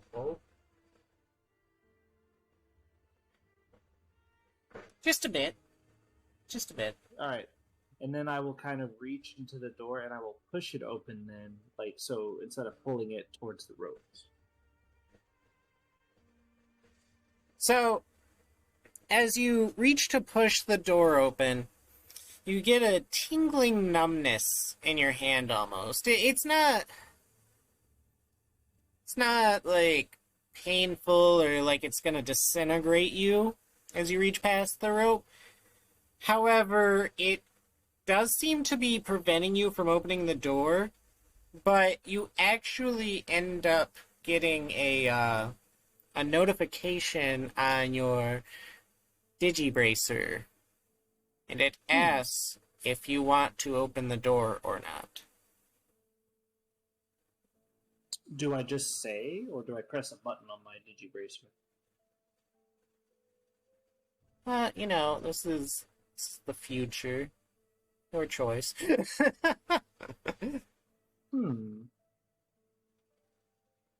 Yes. And as it understands your command, it does unfortunately require the seal to be broken for the door to open. But the ropes and the talismans, as they start to vanish, the door does begin to open. And the gust that you felt earlier gets much larger as a very dark room awaits. Don't worry, guys. I may have just got cursed. It's fine. And before I take off the wrapping around the eye, I think it's gone, and then it's just red instead of the normal color. Eros, no, you're in Atlas. Get out of here. So the gust blows us, but it's just a dark room. Well, it's a dark room from where you're at. You haven't proceeded in, haven't shined your light around just yet. I will signal for them to hold back a minute and Lekismon, but because I told Lekismon to be ready just in case, and then I'll nod, and Lekismon probably doesn't get the reference, but I'll nod, yeah, and then I'll aim my light and go in. So It's what Peace Val does that. She tries to let her protrusions glow to add some light for him. So Behind him. As you go in with your flash, Alice, how strong are these flashlights? They're durable, heavy duty. Heavy duty? Style flashlight. They're the big, bulky flashlights. You talking about those ones who release the beams that you can almost see clouds with? Kinda. They're those big ones that have that handle on top? You just hold it and everything's hanging from underneath. It's Gotcha. those ones. So as you go in, Valentine, now Lekismon's light does illuminate around you, but perhaps because of her light, as well as the flashlight you have that is actually hitting the walls, you notice that the room you're in is massive. So massive, you're... This might sound weird, but it's so massive that you're actually surprised that this room is inside the mountain you're in. Oh. And as you shine your light around, you almost don't even feel like you're in a room. But you do notice... I'd say treads. I'd almost say that you notice a vehicle of sorts, but it's too big to be a vehicle. And as your light shines around, you actually notice more metal around the room. But not scraps of metal. It's definitely a part of something. It's just something very, very large.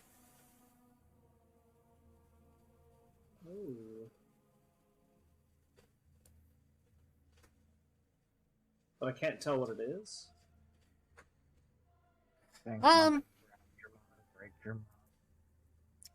Well, with enough time, because again, it's the problem is how big it is. With enough time of looking at it, you notice that there's three separate massive vehicle-like creatures, each about the size of a very large building. And soon, with all three of them, you notice large red beams of light coming from their eyes. Not like lasers, but their eyes light up with a red color to them. And you notice that at the top of these creatures, it's almost like the circus with the Mecha Godzilla like creature that runs over cars. You notice them lift their heads and begin to scream as the mountain begins to tremble beneath the power of these three creatures that have awoken. And all three of them look down and fix their gaze on you. Valentine, give me a bravery roll. Oh, lovely. Bravery, you say?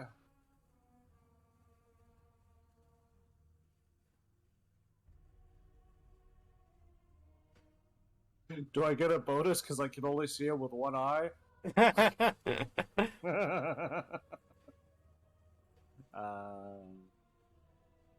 That's oh my god, Val, you're gonna die when a boss fight comes. You keep rolling too good. 20. Oh my god. So, Never get punished. Ice Maiden. Valentine, you do notice your legs tremble and your knees quake, but you do not fall beneath the fear that quickly courses through you from these three monsters. And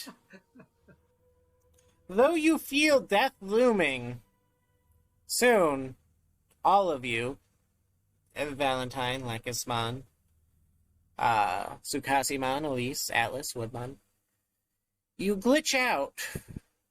You don't really notice it too much, but you feel kind of awkward as you teleport and you see Revi and Darugamon trying to get through the rubble to save you guys. Or, actually, did the four of you fly? Revi and Isaac, did you guys try to... No, not yet. I did.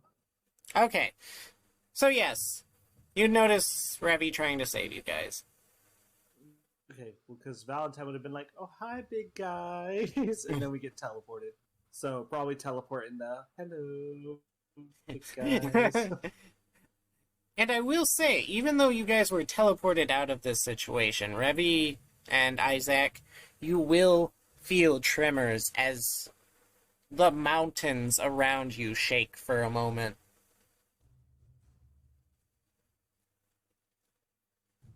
Before I they think we appear. got the power of the teleporting.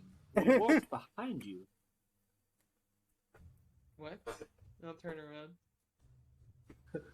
Revy just punches. Oh no, Revy!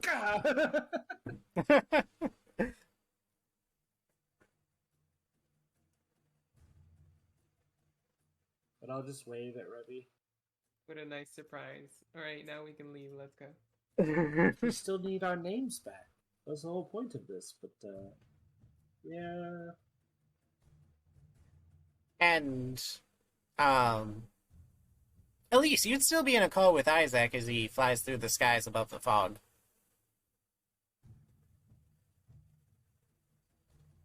But like, how do I say this? The Is Atlas and I still inside or behind the doors, or no? Or No, where are we you right now? you guys got teleported, essentially, and you're with Valentine behind Revi. I mean, now she's looking at you guys, but... Okay, and then we don't see Isaac because he's flying, right? Correct. Okay. So at that moment, I'll be like, oh my gosh, I think we just arrived somewhere. I tell to Isaac. And now I see Revy. We're no longer inside that the mines, I think. Where are you? I just took off looking for you guys. The fog's full of something, so I flew up into the air.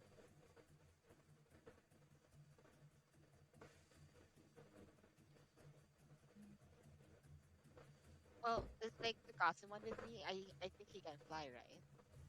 Yeah, so Kazimon can only fly because he doesn't have feet. And I'll probably like let the Kazumon know, like maybe you should try to like fly up there and see and check things out. Sure, sounds good enough to me. Um,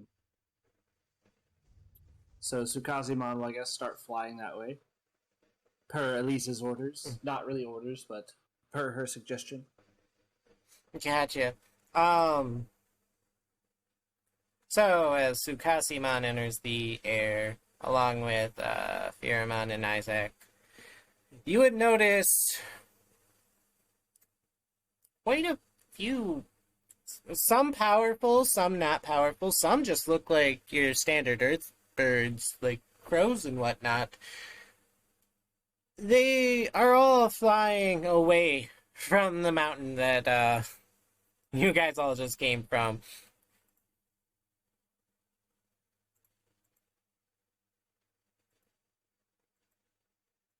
You all noticed? Anybody in the air, so Sukasiman and you. You guys need to get away from the mountain now. And Not after all that, of us could Isaac's fly. gonna fly back down to where he came from, trying to meet up with them. Well, not all of us could fly. Yeah. Well, Fyra can maybe hold someone or two. I don't know. I don't think. Could ride and maybe carry someone by their collar in his mouth, but that's pushing it. It would be a struggle for for everyone to fly over the fog. For what it's worth, most of you experienced the fog last time, so you somewhat know how to deal with it.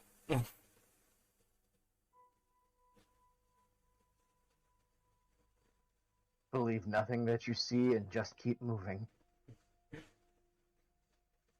Well, there was more to it than that, Mr. Unconscious. Well, see, Atlas froze, and then I ran into him. If he didn't freeze and just kept moving, it would have been fine. Well, I didn't freeze. You came back to me. Now, before we delve into the fog, I do just want to ask, since we started late, how much energy does everyone still have? Are we good to keep Just finished an going? energy drink. So. I mean, I am okay. We are creeping up on 2.5 hours, though I don't know how long you wanted to do this. I don't expect this to go on too much longer. I'm just making sure. Because there might still be about an hour left of this session.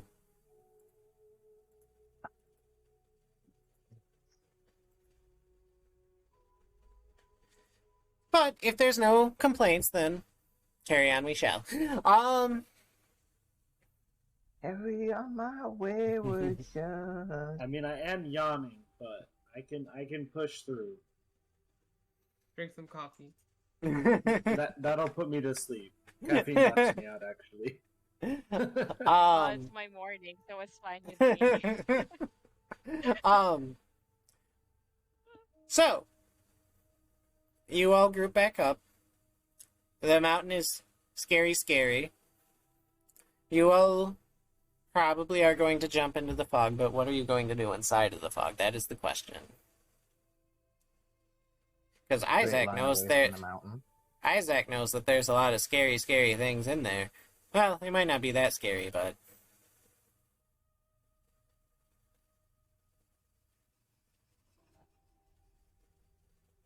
Remember, guys, same way Leomon showed us. Eyes forward and ignore everything. Do we not have rope again? I guess we could try that again. Or do you guys all want to hold hands? Well, do you remember how you dealt with the things last time? Atlas pulls out his rope, hearing Revy saying clean hands. I don't remember. Your I uh, was half conscious. your digivices were pretty effective at Oh, yes. dealing with the fog and the creatures inside of it. But Let's all that's how we. point it around. I mean, yeah, I guess for those that recognize that our Digivices really helps, we would probably let Isaac know. As he had to be carried around because somebody knocked him out. um, We should still do the rope thing and hold our Digivice. I didn't know you were into rope. It's okay. If we didn't need to get out of here, I would have killed you, but we need to go. Come on. so, Because I didn't pay. so you all quickly rope up and squat out. With your digivices shining, you are able to navigate your way through the fog, but what is your goal? Is it to just go straight ahead? Are you looking around for stuff? What's the plan?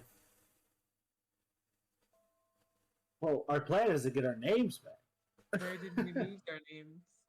in the fog. In the fog. Because people said our names. One of us still has them. We could bait them in. Who still has their name? I do. Elise does, but I don't think we I'll should say say it. her name out. Not yet. Well, I can, was like, saying that out of try to bounds volunteer. What was that, Elise? I mean, I can try to volunteer to do something.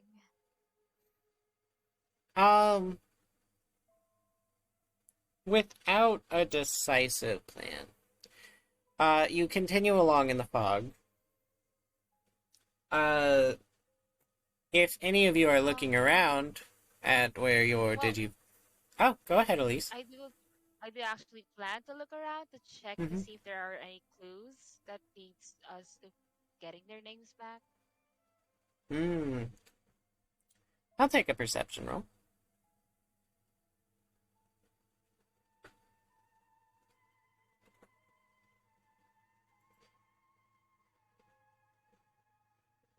$24. Um,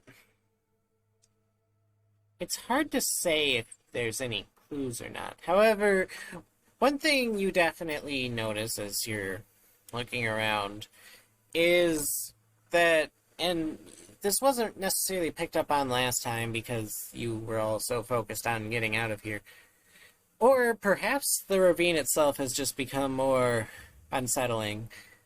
But the ground and even the edges of the ravine as you walk by and shine your lights, you notice eyes and mouths in the ground on the walls. I'll try to like um not tug on someone like who's ever's nearby me and be like, guys, do you like see what I'm seeing at the walls and the ground?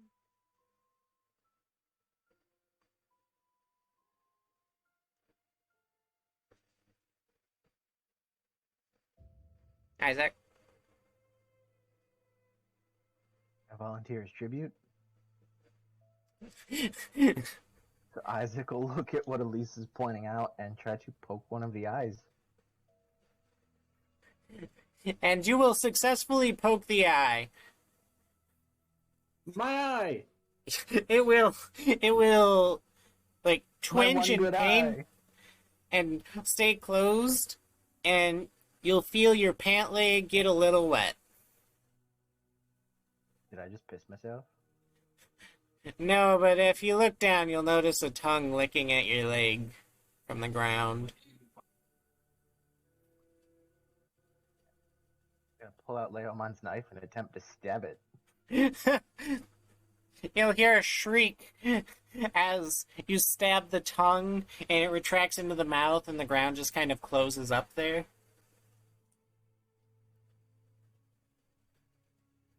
Well, that was unpleasant. Think we should keep moving. And once again, through the fog, you'll hear, keep moving, keep moving, keep moving.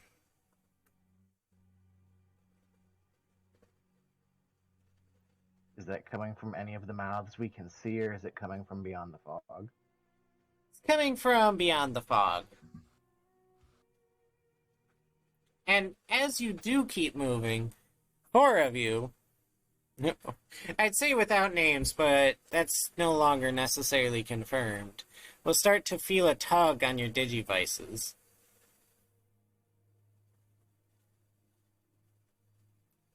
As they seem to pull you in a direction. I thought the little gremlins were trying Is it to all kill in the us. same direction? Yes. Yes, it is. I will trust my Digivice. Follow it. Digimon knows best. Do not trust it, but everyone's going to Samurai, so I must follow. So, Atlas being dragged along by the rope he subjected himself to. as you, follow your digivices, you mostly make it without incident as the light from your devices keep the creatures within the fog and the fog itself at bay. Although, near the end of your travels, some of your digivices seem to actually kind of sputter out. Isaac's first, actually. But, eventually, all of you arrive at, I don't want to say an oasis, but, somewhat of a river on the edge of the ravine, and it almost seems like there's a campsite set up here.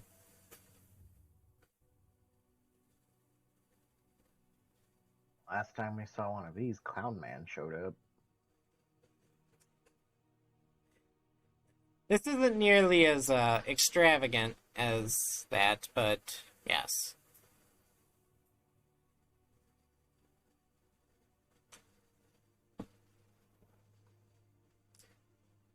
Valentine? My mic was muted. Also, you were like, my headset was cutting out. We found Your a he- campsite.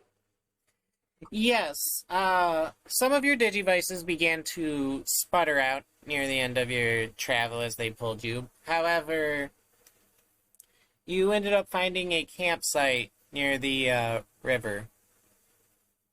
Okay. I will approach the campsite. Ugh. Alright, and as you do, you see, well, what would almost seem like a mirror as you see yourself turn a corner with sopping wet hair, not wearing a shirt as he's drying off, and you hear yourself, "Oh my! Well, that's a handsome lad. Guys, we have company." And Valentine would call for his friends as Atlas, Revi, and Isaac would make their way out.